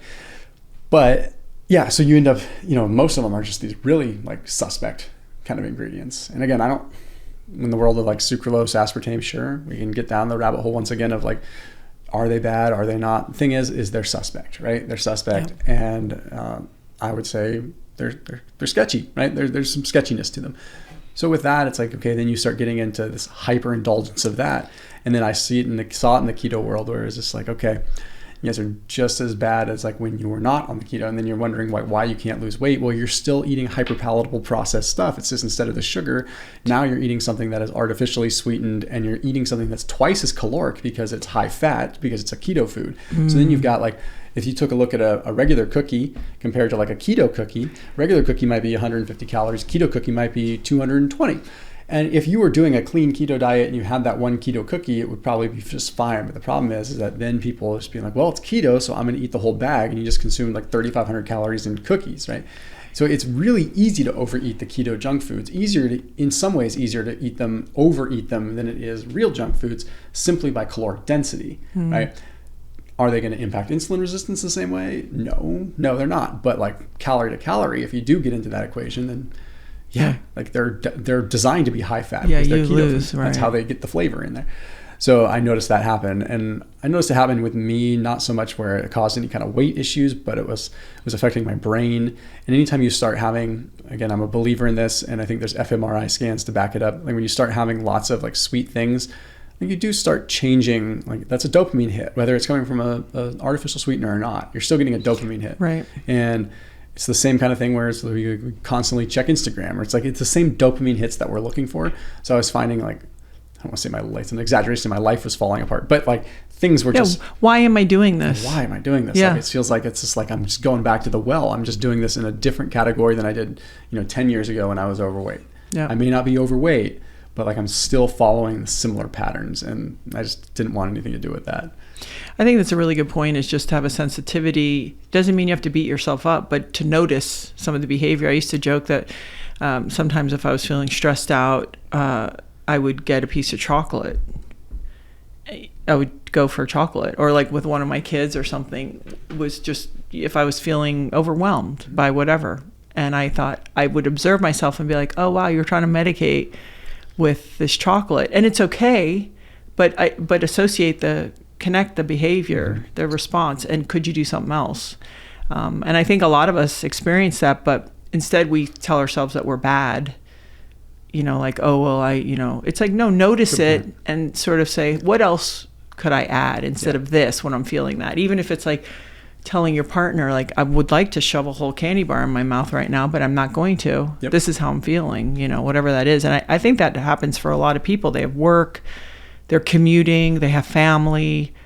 It's a lot, and it's a loud world. So when you get people, a lot of people, I feel like you have a male-female audience, but you have a strong male bro, guys that want to look like you, or guys that want to maybe get going, lose weight. What do you see as kind of the handful of reasons that people, because they have the information, it's all out there somewhere. They have guys like you saying, hey, and by the way, you got to work out. You're as much into, the stimulus, you putting stress on the body, as you are talking about, fasting, let's say. Yeah. And in some ways you're like, hey, maybe you'll benefit even more with exercise than with fasting. What is it that people can't get in front of it? They have all the information. They know. They have all the data. They're wearing all the devices. What do you see sort of in patterns, kind of those reasons that are keeping male and female from? And I think in this case, it's weight loss. I won't get into, building huge muscle. That's a different dance. For one, first and foremost, it's, the crisis of abundance. We just have so much available at all times. It's just hard to sift through that. But secondly, we're hardwired as humans to find the path of least resistance. Everything, all the way down to our cellular biology is about efficiency. Every adaptation is about efficiency. When we go to the gym and we get stronger, it's not because the body gives two shits about our vanity, or how strong we are. The body just is like, okay, we need to become more efficient because this guy, we're doing this again, time to get stronger, right? So everything is about efficiency. So when we, even unbeknownst to our conscious mind, have things that are just easier to do this than it is to do that, you're fighting against willpower. So we are pitted against willpower every second of every day. We are pitted against hunger. We're pitted against, I shouldn't say we're pitted against willpower. We're having to enforce or bring up willpower, right? You only have so much energy in a day, and to use that all just on willpower to abstain, you're going to burn out. There's no possible way that you can. So it's like we are put in a situation where most people, to make a change later on in their life, it's so difficult. The willingness to change needs to be stronger than the desire to stay the same, right? It's or vice versa. And is that by putting a system in place? You talk a lot about that, like habits and certain things that you put in place, like even morning rituals. It's funny, Casey's sitting here with us recording, and he was sharing that him and his girlfriend now they have a sort of game plan Sunday night for what they're going to eat for the week, and what a difference, not only on choices, but even on cost, because you're sort of like, this is what we're doing. So I think a lot of people think, oh yeah, it takes so much work. But I actually think it's the only way until you get into the momentum of it. It is. You have to gamify it at first, and that's just kind of par for the course in today's world. You have to create your own sort of semi-constrained environment, and by constrained, not limiting foods, but constrained by put the bumpers up so that you don't derail. And gamifying it is always a good way, because eventually, if you gamify something, it's going to take root if you stick with it. But it also gets, it's just really dang hard, right? You look at anybody, what's the first step that they take? I recommend fasting a lot of times, although it sounds extreme, because it's black and white.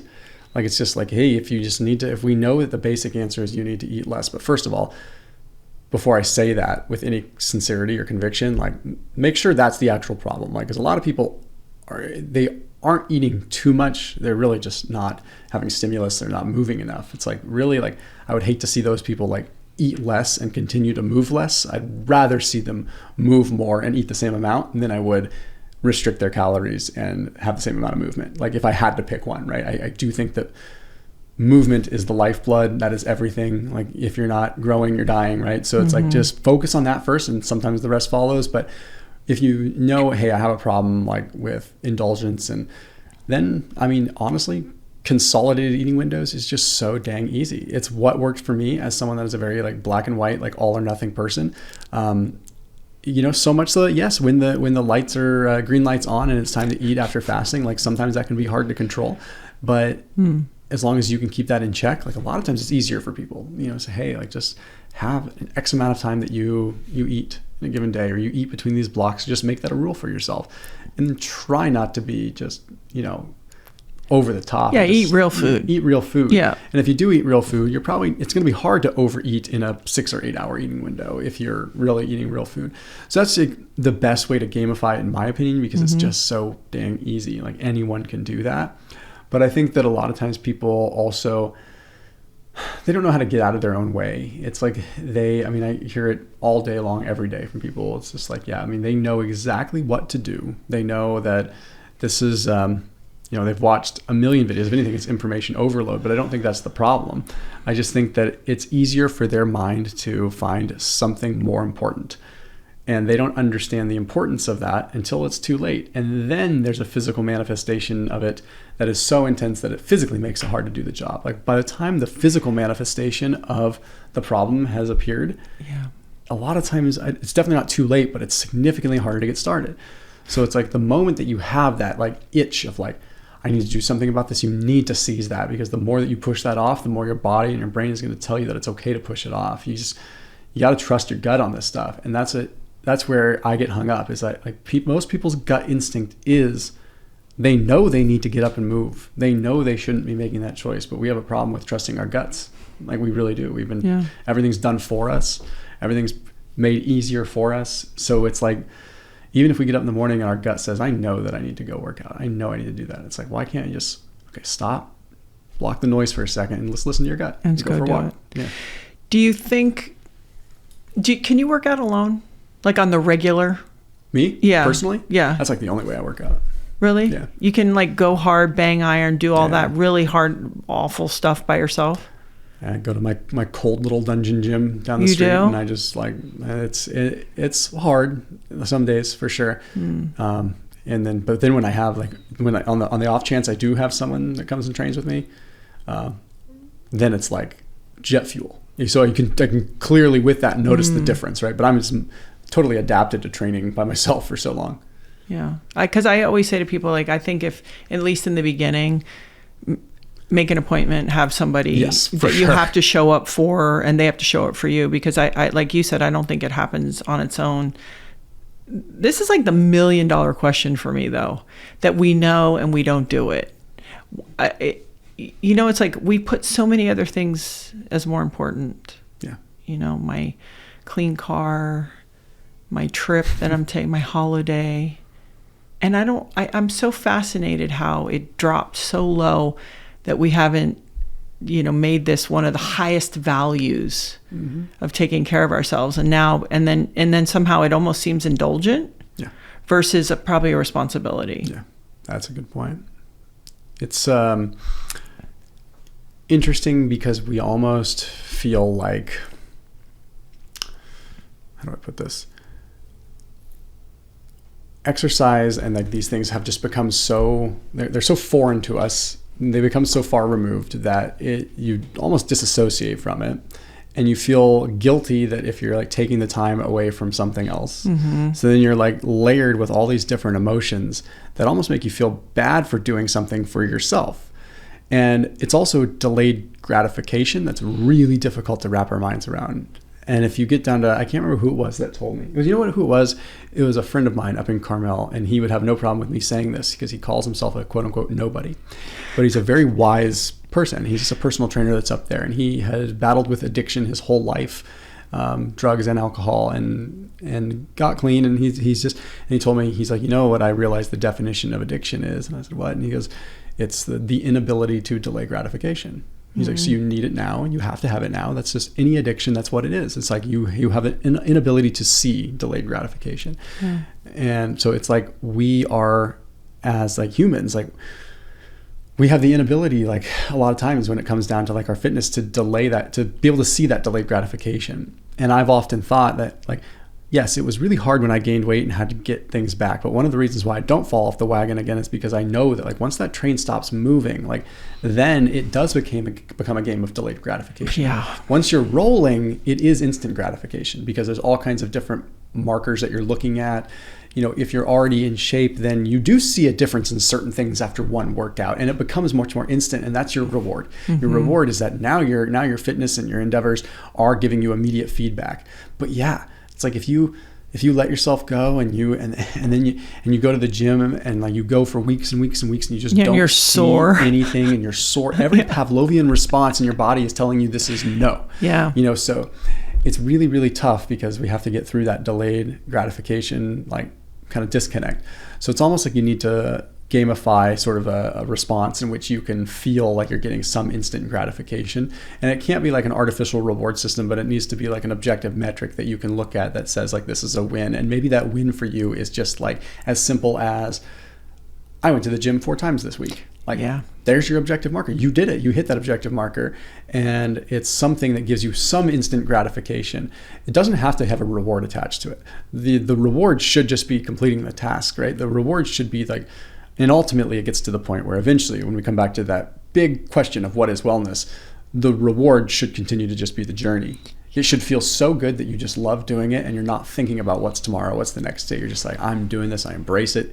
Yes, part of it sucks, but that's what I love about it. Yeah. But that is like the path of like fitness enlightenment when you get to that point, when you're doing it because you know that it just feels good and you love it and this is life. And I've recently realized, you hear people say health is wealth all the time. And then it's like, after you have kids and you start kind of like aging a bit and you look at these things and you're like, I'm like, wow, when my kids are grown, I really want to be able to like go travel the world with my wife and be physically capable of climbing mountains and doing things. Like when the kids are out of the house and like we don't have those responsibilities anymore, how much would it suck to be in our 60s, 70s and be broken and not be able to do these things when we were like, yes, we can go do it now. Not that we can't go do it now, but not to the same degree. And I'm like, that's when it really hit me, like, health truly is real wealth. Like, it really is real wealth. More than anything financial, that is the wealth that allows you the flexibility. Because if you don't have that, then when you're 70, you don't have the ability to go and make money because you're not physically capable anymore. You don't feel your best. It's like, no, that's the root wealth, right? So it's, before I thought it was just a cheesy term. It's like, no, this is what, and the generational wealth of what it can pass on epigenetically and all this and that. Yeah. So it's like, but again, that's delayed gratification. What percentage of people don't put any, make any investments, right? Or don't invest their money properly, right? They just put themselves into financial debt the same way that people put themselves into sort of nutritional fitness debt. Yeah, and then also even like when people go, oh, I inherited my genetics. It's like, no, you just inherited the lifestyle. A lot of times. What about aging? Does it, you're a young man, but you're obviously not 20. Is there something, 22, but no. Is there something that has shown up that surprises you, even delights you? I mean, the ear hair is kind of interesting. Like starting to get hair and like. Oh yeah, I always love it. Like you lose hair where you don't want to lose it, and you get hair where you don't want to get it. But is there anything in the frame of mind that has, like I said, surprised and delighted you? Or because I think it's so interesting, especially, men and muscles and masculine. I'm around it a lot. I see a lot of it around here, and I watch it all in the dynamic. It's pretty funny. Yeah. And Laird always jokes, because in certain ways, I think Laird has a pretty good wisdom, and he is, older. And then we'll have Luca, who's, 22. Mm-hmm. He is 22. Yeah. And Laird's like, yeah, all those girls, they can just smell that testosterone, because they're all like, oh, hi, Luca, flittering around. I have a cousin, Chuck, who's very, when he was younger, he was always frothing to get going, and Laird would be like, oh my God, just send him out already. It's just all that energy. So I just wonder if something has surprised you or you've had to adapt, because also you represent sort of all this stuff to people. So I wonder if you ever dance with that in your mind. Heck yeah, all the time, because it's there's only so much that I can. There's a lot of things that as I've gotten older and starts having kids, like even spiritually, that like I'm much more in tune with, and energetically that I'm much more in tune with, that like if I talked about on YouTube, people would be like, he's finally lost it. Like we're not gonna, but like my bro is gone. The bro factor is diminishing day by day. So there's a lot of that, but I'd say one of the things that's been the most interesting, because I've been with my wife for a very, very long time. We've been together since high school. So is understanding much more of like the masculine and the feminine like energies, and like understanding how that plays a role into like who I am as a person, who she is as a person, and the decisions that we make and how we like lead our family. That's something that's just like, I was taught my entire life to always look for synchronicities, that they mean something, right? And it's like, who taught you that? That's my dad. Yeah, my dad was like synchronicities are like, they mean something. Like they mean something. And my dad wasn't like an overly spiritual person, but he always thought it. And it's been something that has just has been coming up consistently for the last year, is like the divine masculine and the divine feminine. And like it just keeps coming. And it just keeps coming. And it's like, this is wild. It even came up today multiple times. And it was, what the heck is going on? And so I look for those things. I'm like, so those are the kinds of things when I say like that I become interested in as I get older, and I find fascinating, is that like my openness to things that I was very closed off, that weren't even like, if you had told me that 10 years ago, like masculine, feminine would have been just superficial like meanings of it. And again, there is a tie into like how that intersects with our health and everything. And like what it means to be a man in my family is not what I thought it was. It was, for me, being like a man in my family is being like rooted in and rock steady. And that doesn't mean being Mr. Fix-It. That doesn't mean trying to go and help my wife when she needs to be helped. It means like that divine masculine of just being rock steady. And so much of that comes back down to like my fitness and my nutrition. And it's just like, okay, like what my wife needs from me and what other people need from me. And that's what they see with me, is like rock steady consistency and just being anchored in and really with that. And I realized that has been my strength throughout a lot of my life, but now I have the cognitive awareness of it as a father and as someone that's getting older. So an appreciation for that, and just the nourishment like that food gives us energetically, like how like, okay, it's not just calories. Like if you eat crap, like you energetically feel like shit. Like you're putting crap into your body, right? So it's like there's so many elements and layers of that without getting woo-woo-y, but again, like the synchronicities, things like that, being aware of how small we are in the grand scheme of things, like that. It's so it's fascinating to me, and it makes me fall in love again with something that I thought that I was starting to get burnt out with like 2 years ago. Like I thought I was getting burnt out with my business. I thought I was getting burnt out with what I did. Wasn't even sure if I wanted to do it anymore, because I'm just like, it's just, talking to people that don't want to listen kind of feeling. And then I'm like, you know what? No, like this is like this is who I am. This is like not who I am, but this is something that there is a mission and purpose here that maybe I just haven't totally actualized yet. I don't know if that makes any sense. Well, and you're allowing yourself to grow up within the mission. I think the real danger is when people say, well, I represent this. Let me measure how big your biceps are. And so I'm stuck here, versus I've been this. And as I'm learning the message is also going to extend and reflect that too. Because then you'll always have an audience, because they're going through it too. Mm-hmm.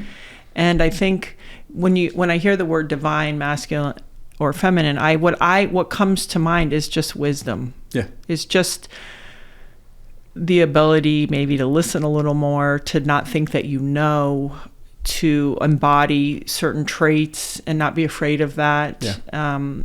And actually to yield. I feel like those divine energies is a yielding. It is not actually a force. You're not forcing. You're actually saying, okay, I'm willing to hold space for everybody. Yes. And I think you have to live a second to experience that. It's a good way to put it. It's a really good way to put it. So it's just a little different. Okay. I have to ask you a few technical things because people would, Need the sound bites. Creatine.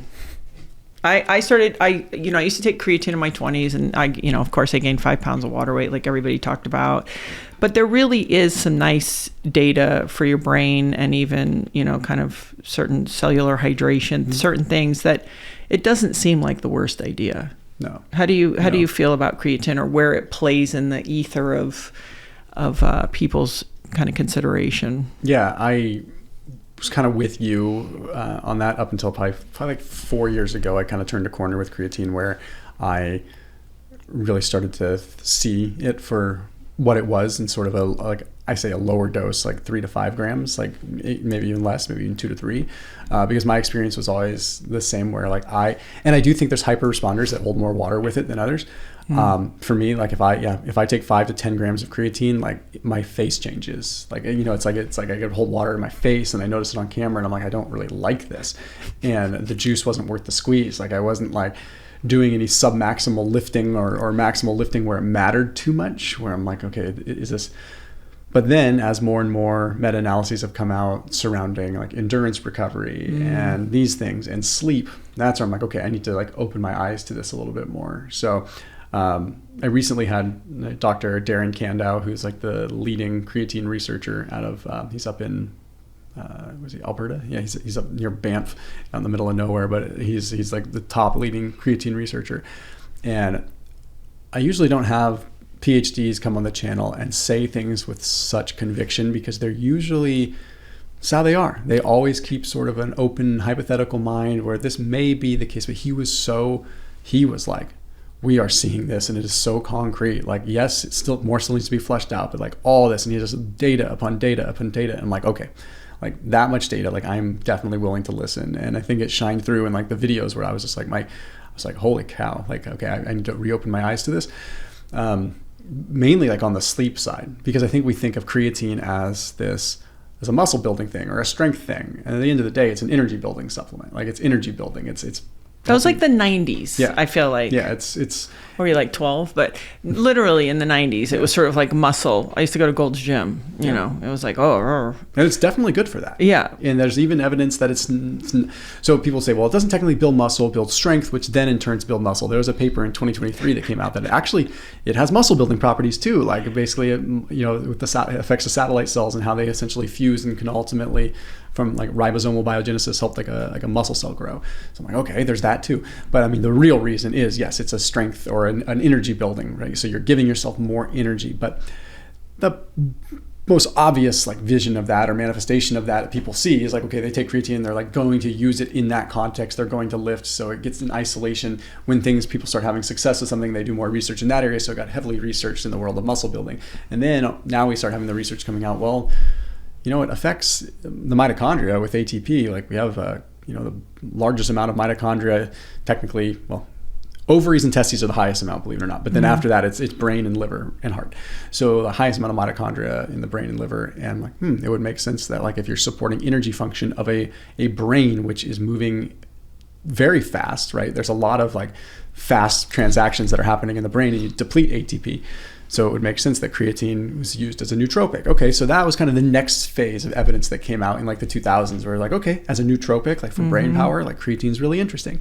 And then the next phase was sort of the hydration piece. We started seeing like creatine's very interesting for intracellular volume, like intracellular water, draws the water in.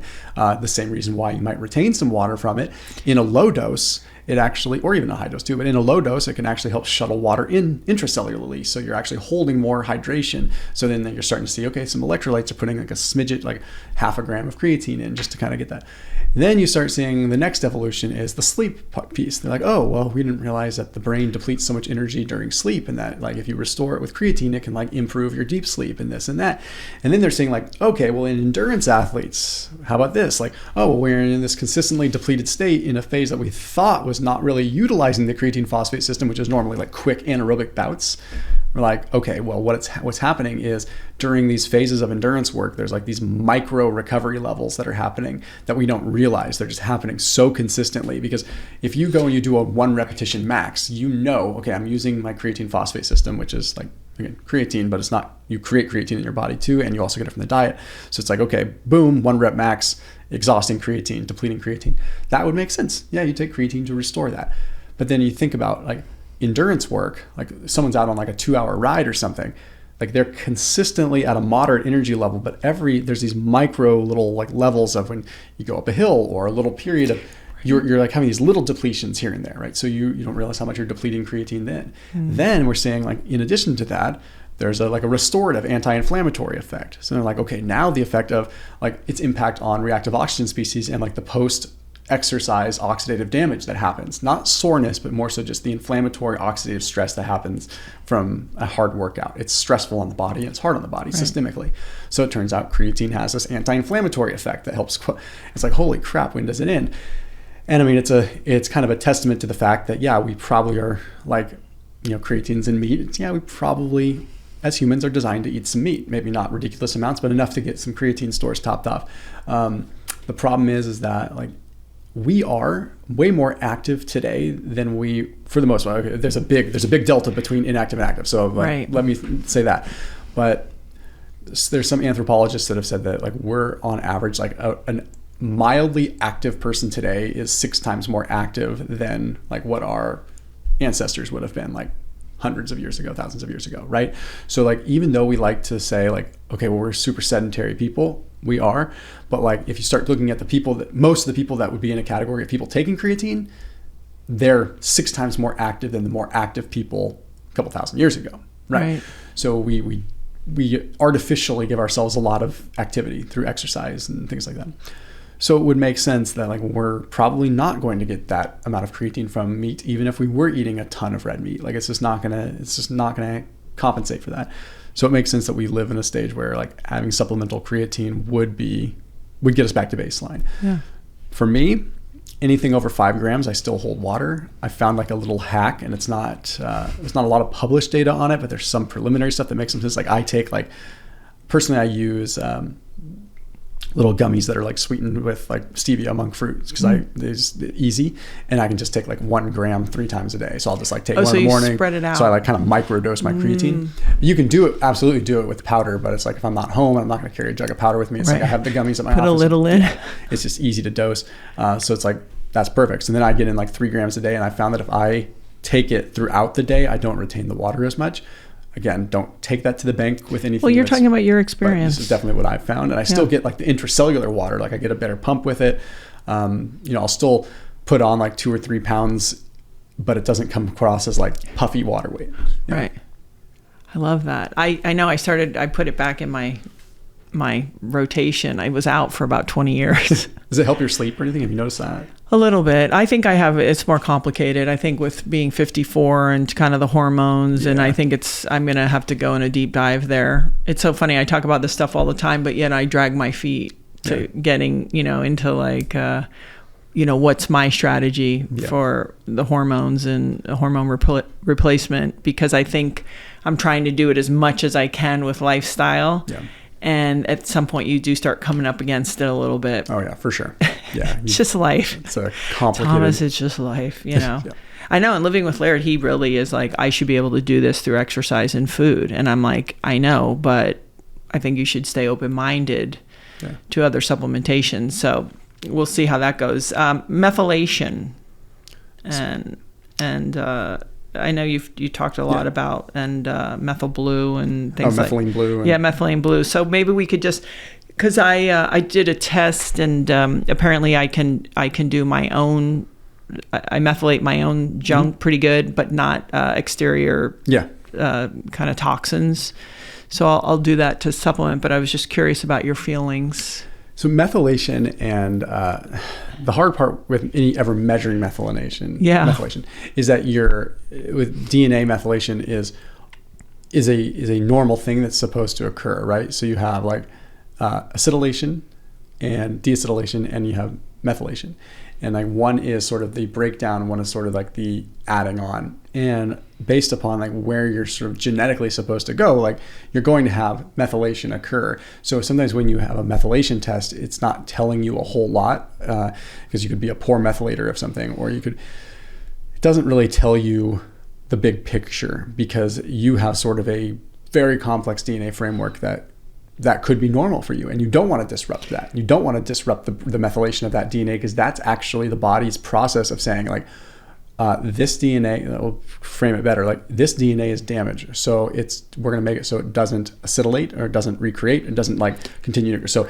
it's actually a protective mechanism. So sometimes methylation, and it's really hard to influence through diet. Like you could say like, I'm a poor methylator from like a liver standpoint of a certain food, and that could be accurate. But other than like some particular like cytochrome P450 kind of issues where people have like, they're poor methylators of alcohol, things like that, or even caffeine, a lot of them are just, they just don't exist to measure those things really, other than like a basic methylation test. So it doesn't tell you the full picture. Although they can be insightful, it's not good to like live and die by them. Interesting. Yeah. Do you ever use methylene blue or? Methylene blue is interesting. Yeah, it's there's a company, Transcriptions. Have you heard of that company? Yeah. So Dr. Scott Schur, because he's I got turned on to him because he sent me, when he heard about my wife's TBI, he sent me a bunch of methylene blue and got me hooked up with like hyperbaric oxygen for my wife's TBI.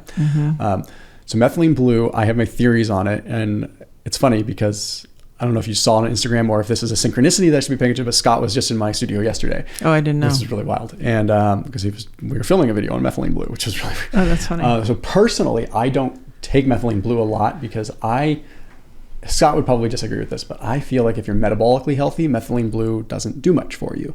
As a matter of fact, it can actually help like create too much energy abundance, right? Because it also reacts to sunlight. So if you take it and you're out in the sun, it can. Right. It's a very interesting compound. Right, and you can even take it and then like an hour later go in the I have a Novathor bed downstairs that they say to take it an hour before, and you go in there because it does react to the light. It's but I also full caveat. Like for a while, like I was taking it, and I was like, wow, this is actually making me feel wonky. It turned out I was taking his were you taking the sleep one? The Tro Plus one. No, so he's got like methylene blue, the one that's like the Canna Blue that also has what is it? Does it have like, I think it also has like CBD or something in it. Like and then he's got one that's like the Tro Plus, which is like, I think it's like 50 grams or 50 milligrams, really high dose. He's like, and he had sent me that before, and then yesterday he gave me some more, and he was like, yeah, only take this one when, this I just found this out yesterday. He said, only take this one if you like feel like you're really coming down with something or something you need. And I was kind of thinking, I was like, oops, that's probably why I took that and didn't feel good, because I was trying to take it from like a nootropic perspective. Oh, but yeah. I didn't understand why I was like, sometimes would take it and feel really good and sometimes not. And then what I realized is those packages are so eerily similar. The only difference is like a plus sign. Right. And I think I was just interchangeably using them. So like, it was like, I was like double blinding myself, but it was, anyway, point is I think it's a fascinating compound in terms of like VO2 max and things like that. There's really cool evidence with that. So from a performance perspective, I think, and there's even some early evidence with like CO2 tolerance, same with like ketones. So like that's like your wheelhouse, where I think it's very interesting. But back to the point, people that are metabolically unhealthy, like people that are overweight, it's a powerful antioxidant at the mitochondrial level. So like if people take methylene blue and they're metabolically unhealthy, it really does kind of help rekindle their mitochondria a little bit. I think the jury is still out on people that are already healthy. I haven't experienced anything that's like flabbergasting, but then again, it's, I haven't taken it and then like pushed myself to the max, right? Yeah. I love that. I really, I just love that you are willing to try it, all yourself. So the boys knew you were coming here. So, I have the great luxury of working with Mark Roberts and PJ Nestler. And, before I get into, they have a few questions for you, but I do want to also, because a lot of times people are fasting, and in my house, Laird's like, I'm feeling so good. I'm getting so much energy, and I want to kill somebody.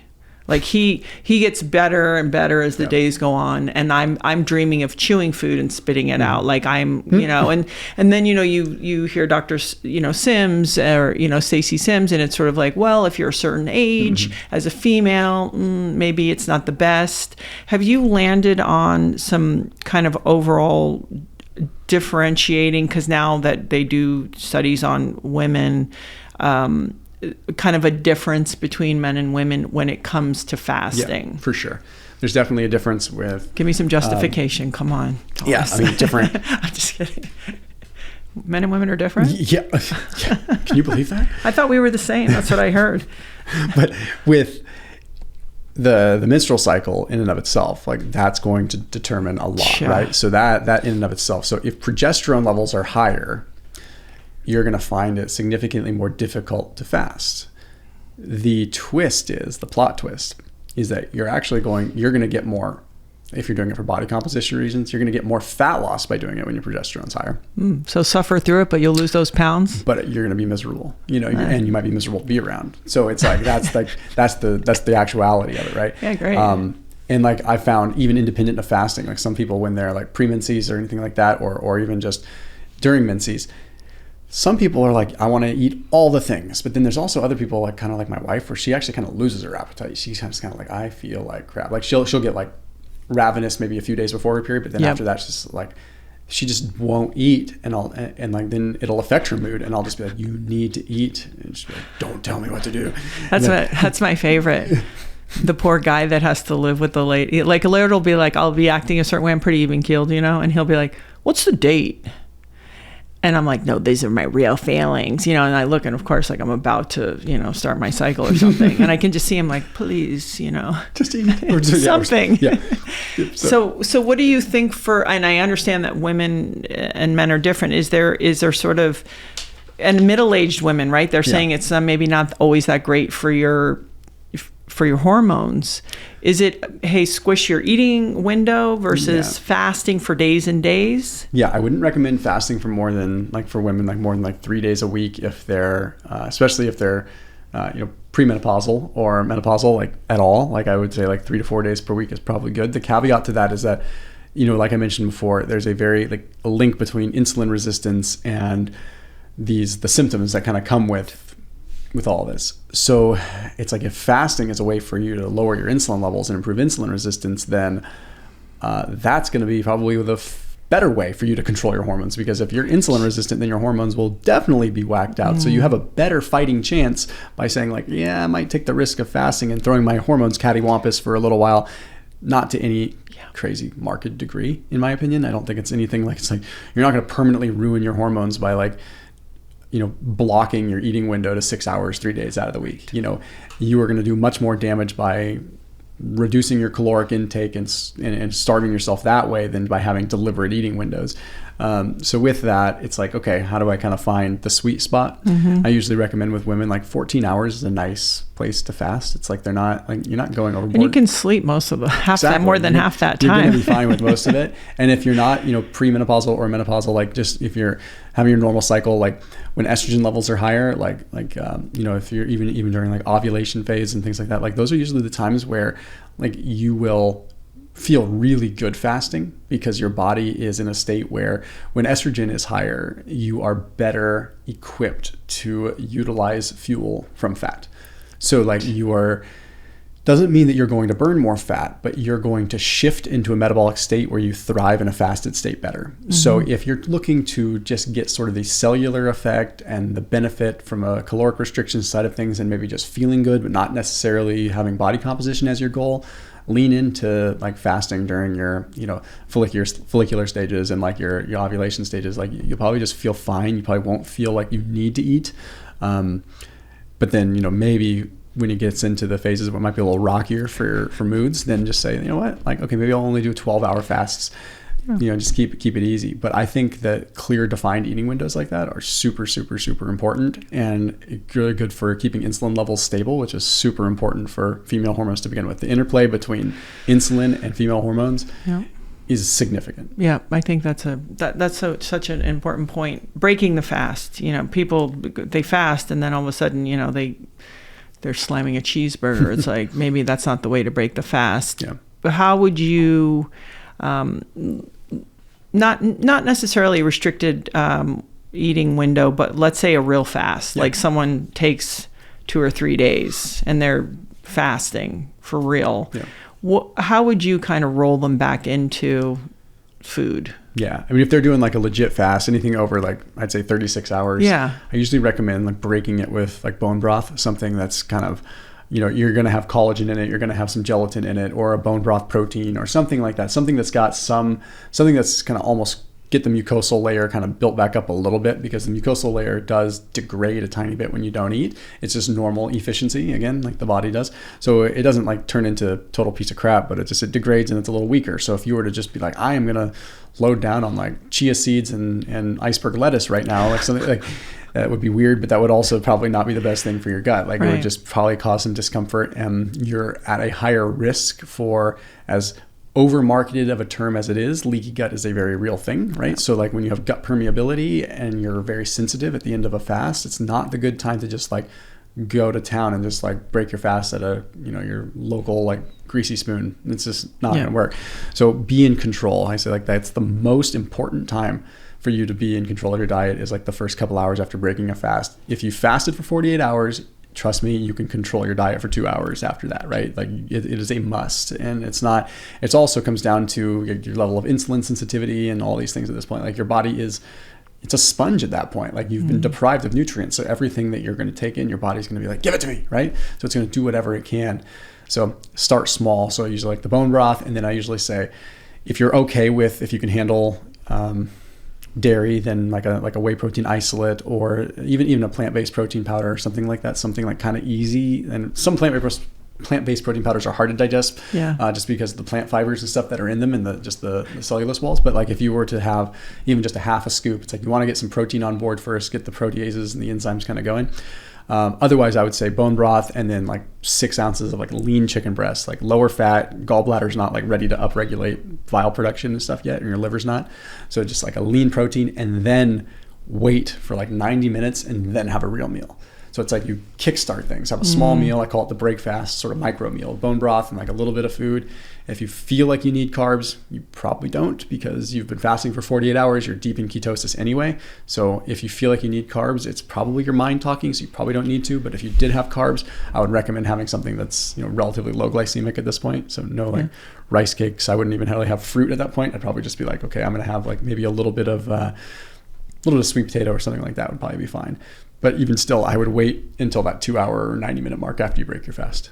Yeah, that should be our next book. It's probably in your mind, because that's so much of this deal. Yeah. How much of it is. So, okay, so the boys want to talk about supplementation, collagen supplements, vitamin D with a fat source. Do you, wrapping probiotics in fat? They sort of, PJ was really curious about some of these things, because I think it gets confusing, and you see people just like, I take collagen. It's like, okay, what does that mean? Vitamin D. I mean, I think most of us are deficient in vitamin D. Yes. And so I think they were just curious how you felt for a lot of people about those types of supplements, a D, a collagen, and even probiotics. Now, I interviewed Dr. Hazan. She does fecal implants, and she talks about how so few of the probiotics on the market really, once you get in there, they don't really do much. Yeah.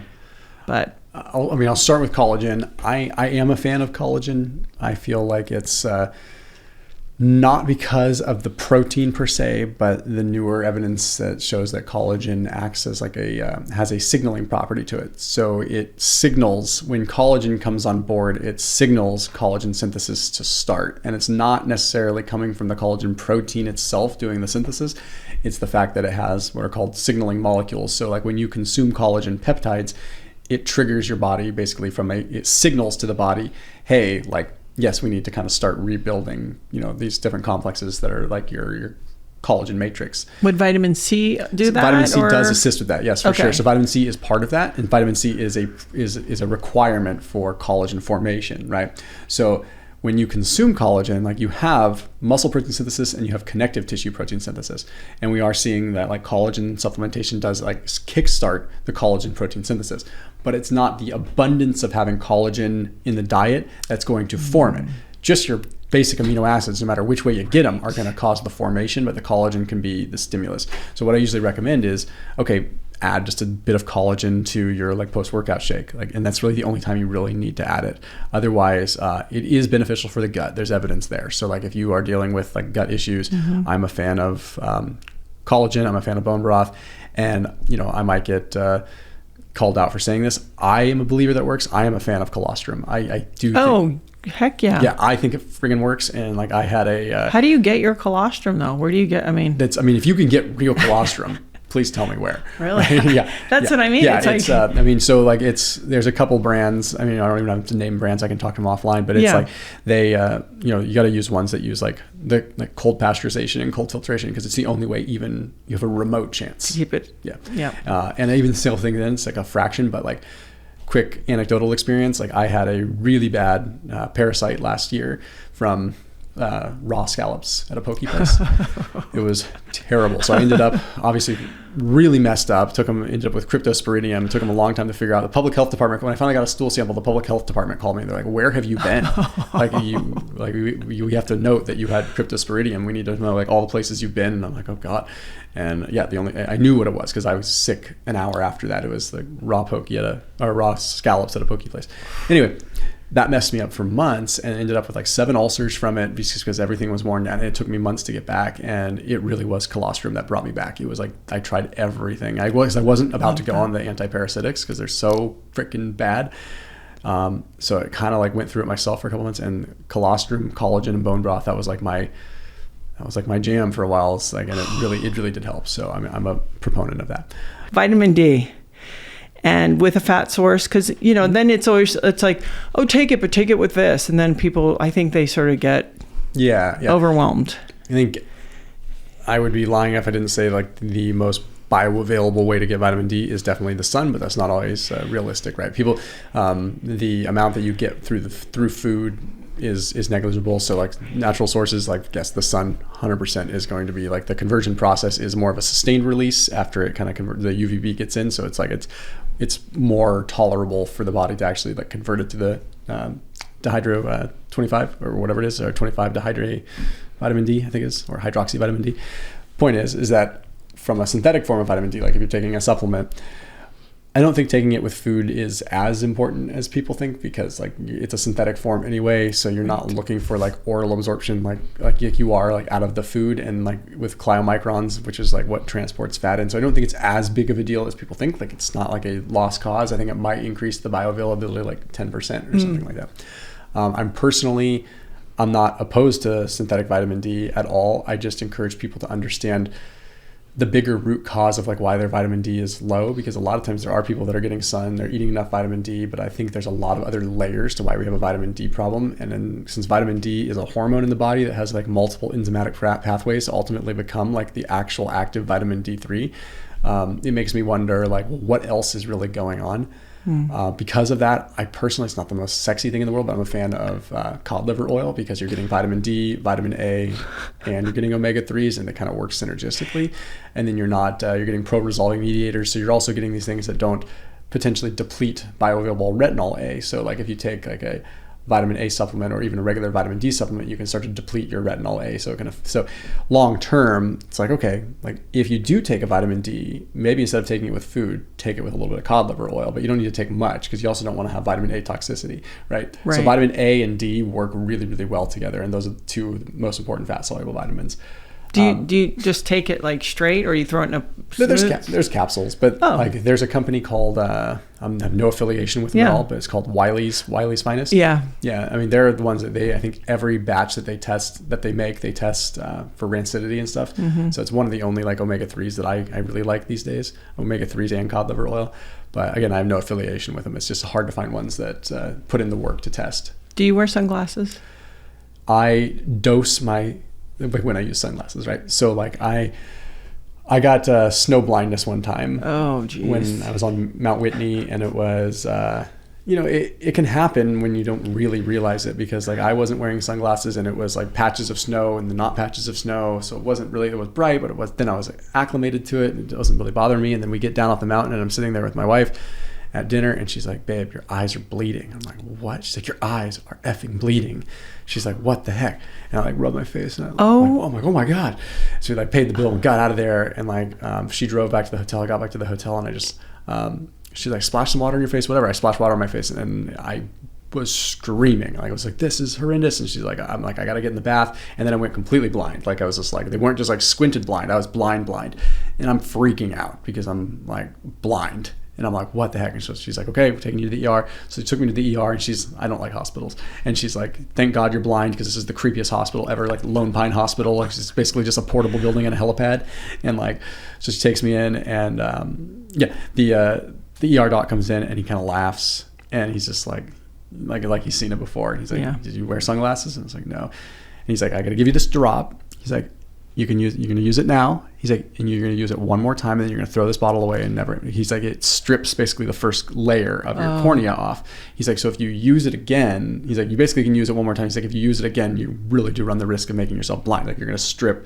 And he's like, and if you get snowblind again and you have to use this again, there's a chance that you would go completely blind. So he's like, sweet. So now if I'm in the snow, I'm definitely wearing sunglasses. Yeah. And I'm more hyper vigilant about protecting my eyes.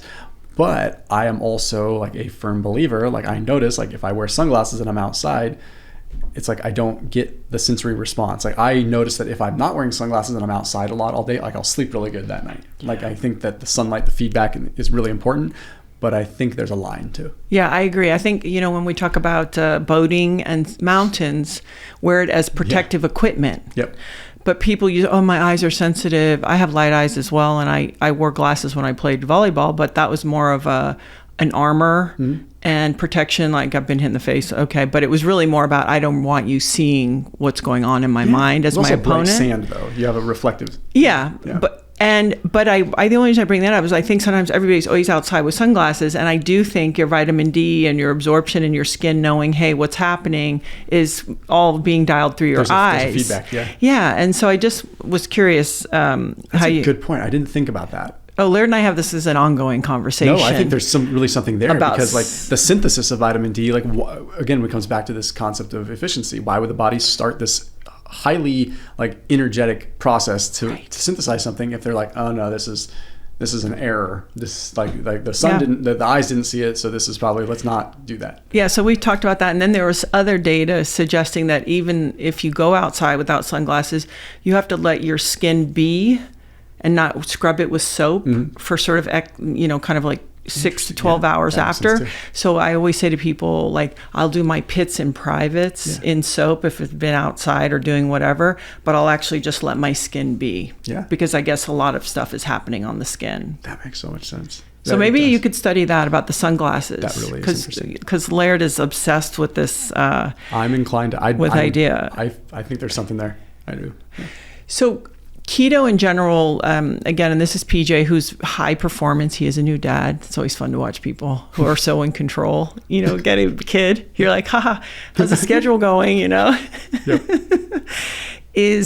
Would you, like, let's say someone's, they don't have any rare conditions, and I know you can't make broad and general, kind of prescriptions for people, but to do keto like quarterly, a few times a year, like, what's a good practice you think for people? If nothing else, not only for health purposes, but I do think there's something to be said for the discipline, that exercise of like pulling the reins. I think of it, again, from like any kind of evolutionary perspective, like how I don't like to go down the rabbit hole of like, this is how our ancestors ate, because we're very, very different. But I think that we can learn something from the fact that we have a seasonality, and we have seasons to like when we probably would have had more carbs versus less carbs and things like that. So I'm inclined to say like 90-day stints are great, just because that I'm like, okay, you think about like what was winter when you like couldn't forage. Like, I feel like we probably are pretty good at doing like 90-day stints of keto, and it probably is metabolically advantageous for us to do something like 90 days. But I also do know from the literature that the fat adaptation is about 90 days. So to actually get the mitochondrial shift, you really need 60, more like 90 days to get the shift in mitochondria. But then once that's been done, and feasibly, like the longer that you've done keto, like you have epigenetic changes that really last for a long time. So then all you have to do is figuratively dip your toe in the water, right? So again, like it sounds complex, but like me running like marathons at such a young age, we've theorized that like maybe there was epigenetic changes that happened to me being like an endurance long distance runner at such a young age, where my body thrives in a depleted state, like a fat adapted state. So flash forward to as an adult, like when I've tried all these different diets when I was overweight, and then all of a sudden keto was like, I feel alive. My cells were just like, yeah, this is something we're kind of used to. We've epigenetically have these factors in place. Point in saying that is that I think that if people can commit to being like, hey, I'm going to do 6 months of keto, I'm going to do it. And then it's just going to be regular maintenance from then on out. Like, get these cellular adaptations and then some, and then just dip your toe back in the water for like 1 month out of the year. And then all you got to do otherwise is like do some fasted training now and then. Just continually dip your toe in the water so you don't lose that adaptation. We know what happens on the other side with like glucose tolerance. If someone doesn't eat carbohydrates at all and then has carbohydrates, their blood sugar spikes, their insulin levels go like kind of wacky. And their oral glucose tolerance would not be good because they've essentially lost the efficiency to utilize carbs. Don't use it, you lose it. Same thing happens with fat adaptation. It's like if you're always anaerobic all the time and you ask someone to go do like low intensity zone 2, they're actually not going to be real good at it. They're not going to last a super long time unless they're accustomed to it again. So they got to rebuild and recalibrate. So it's like try to commit for like 90 days or more, and then just make it regular maintenance for like two or three separate occasions out of the year where you do like 2 or 3 week stints, Yeah. That's kind of where I'm at now. I almost feel like the holiday is such an interesting time of the year for people. It's like usually in other places, like winter, it's kind of cold. You want to be snuggly, but it feels like almost rolling into the holidays or right after would be a great time because you'd be on top of your game. Yeah. And it wouldn't kick your butt so much. Mm-hmm. Yeah, I think so too. And also just seasonally, it makes sense because the things that you'd be eating, you're not going to get the best fruits then anyway, like if you're eating locally at least. I mean, so it's like you're not missing out on stuff. Like I like summer because I get to get local produce and local fruits and I like it. And it's like the rest of the year I'm getting stuff that's imported from other countries and it's good, but it's not the same anyway. So it's like I don't feel like I'm missing out as much. Yeah. You mentioned Mount Whitney and doing that and rim to rim. Like you do a lot of hard stuff. How do you change your eating prior to that, during the activity, or because you are a person who knows how to suffer, like you do well at it? Do you just sort of live normally and kind of plow through it, or is there anything special that you change? I wouldn't say I plow through it, but I definitely. You seem like a plower, Thomas. But I definitely have found that like I actually create more anxiety for the situation and sometimes make it worse if I try to throw a bunch of different wrenches at it right before. So I'm like, because I push myself pretty hard, on the weekly, if not on the daily. So like, I know that like how I live my day-to-day life clearly is fine. Like I'm not putting myself into a state where I'm cramping. Like I try to throw myself curveballs all the time with my own training where it's like, I'll go in with a plan to do a 30-minute workout and be like, you know what, Thomas, we're going to do 2 hours today. Like I try to like step out and disassociate a little bit and like throw myself a curveball. So I test my own hypotheses on these things. So like I purposely don't have to like, okay, I'm going into like a long event. I need to eat a certain way. All I'll typically do is if I'm going into like doing one of these longer like rim to rim or something where I'm going to like maybe not eat for a period of time if I'm doing it fasted, or I just want to go with as minimal food as possible to keep my pack lighter. That's usually my goal, is like how do I just not pack a lot of food? Or if I'm doing an ultralight packing trip where I'm going for 3 or 4 days, I just like I can save 15 pounds if I'm not bringing a lot of food. So I'd rather just fast as much as I can, maybe eat something light, so I condition myself for that. But what I might do before then is I'll definitely increase like the overall calories before.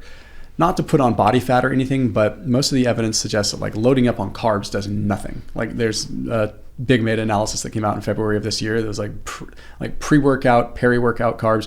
They really do nothing for performance. Like it's all like a matter of, all that matters is that your glycogen stores are at least topped off afterwards. Like right, not even immediately afterwards, but as long as your glycogen stores are full, it doesn't matter how you got there, right? So eating right before a workout, 2 days before a workout, doesn't matter as long as like glycogen, you have glycogen. So, which you can get even in a low carb state through other substrates. So for me, it's like, but the one thing that did matter, that was very clear, was energy balance in terms of that. So what they found is that they thought before when people were cutting out carbohydrates, it would affect performance. But then when they did these meta-analysis and they looked at all the literature, they're like, wait a minute, it actually wasn't the carbs. It was the fact that when they were cutting carbs out, they were also 1,000 calories lower.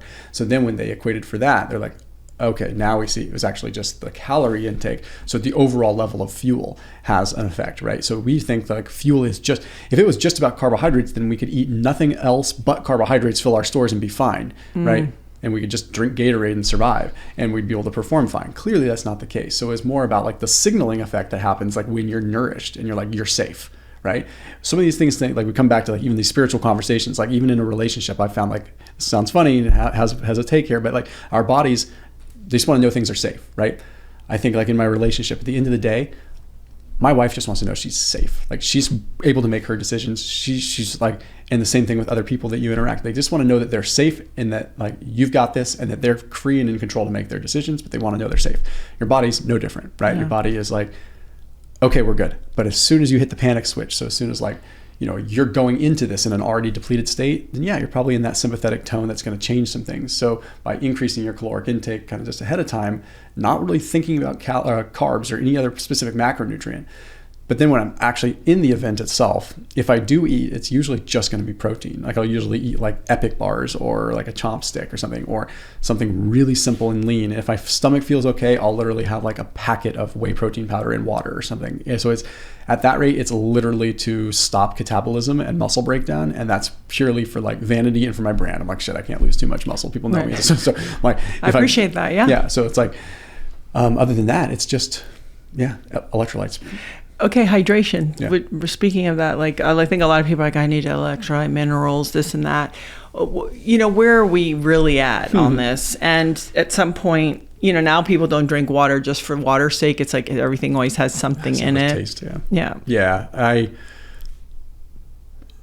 You want my uncommon opinion or my unpopular opinion? My unpopular opinion. I'm interested in all your thoughts. My unpopular opinion is that like I don't think we need as much water as we also think we need. I think that like we're just like we don't need food all the time. I feel like we could probably, but I also think that the more water we drink, the more that we feel like we need it, and we get acclimated to a certain level of hydration. And I feel like it's odd that we can't go like a half a day without water. We can't go for like a hike in like 60-degree weather without like feeling like we need to like take electrolytes. Like that part, I'm like, okay, I think we can handle more than that. That being said, our soil is probably quite depleted. I don't think we're getting a lot of the adequate minerals from our food and from our tap water that most of us are drinking, or we're drinking purified water, not spring water. So that being said, I think that most people could stand to probably add like an electrolyte packet once or twice a day. So I think that's really important for most people. And I think most people would feel better if they remineralized. But I think that generally speaking, at least in the athletic community, we have pounded like so much like hyperhydration that I think we actually do ourselves a disservice and we demineralize. We flush so much of our minerals. Right. So we overhydrate and then we add electrolytes in and we throw off the equilibrium that our body really finds already, like in homeostasis with our minerals, because we dilute so much and then we add them in what we think is the right dosage artificially. And we do the best we can with electrolytes because clearly like when you sweat, you need to replenish. But when you hyperhydrate along with electrolytes, you're probably diluting a lot. Yeah. So it's like, I'd rather say like in an event like that, like doing Mount Whitney or even rim to rim or something like that, I'll just sip on like electrolytes and I will never go through a phase where I'm pounding water. That's, I think, a mistake that I have made in the past where I end up cramping when I do that. If I go for a long period of time, like not sipping on just consistent electrolytes, and then I get to a stopping point and I pound a couple liters of water, well then at that moment, like, again, body says, oh, I'm safe. Okay, so it can like let down. Yep, let down. And then you're like, 30 minutes later, you're peeing like a racehorse. You're like, well, I know I'm dehydrated because I've been hiking for 4 hours. I wish my body didn't just pee all that out, but the body said, oh, we're good now. Like you took in 2 liters of water, we can pee some of it out. Whereas if I had been sipping 2 liters over the last 4 hours, I probably wouldn't have peed once. Yeah.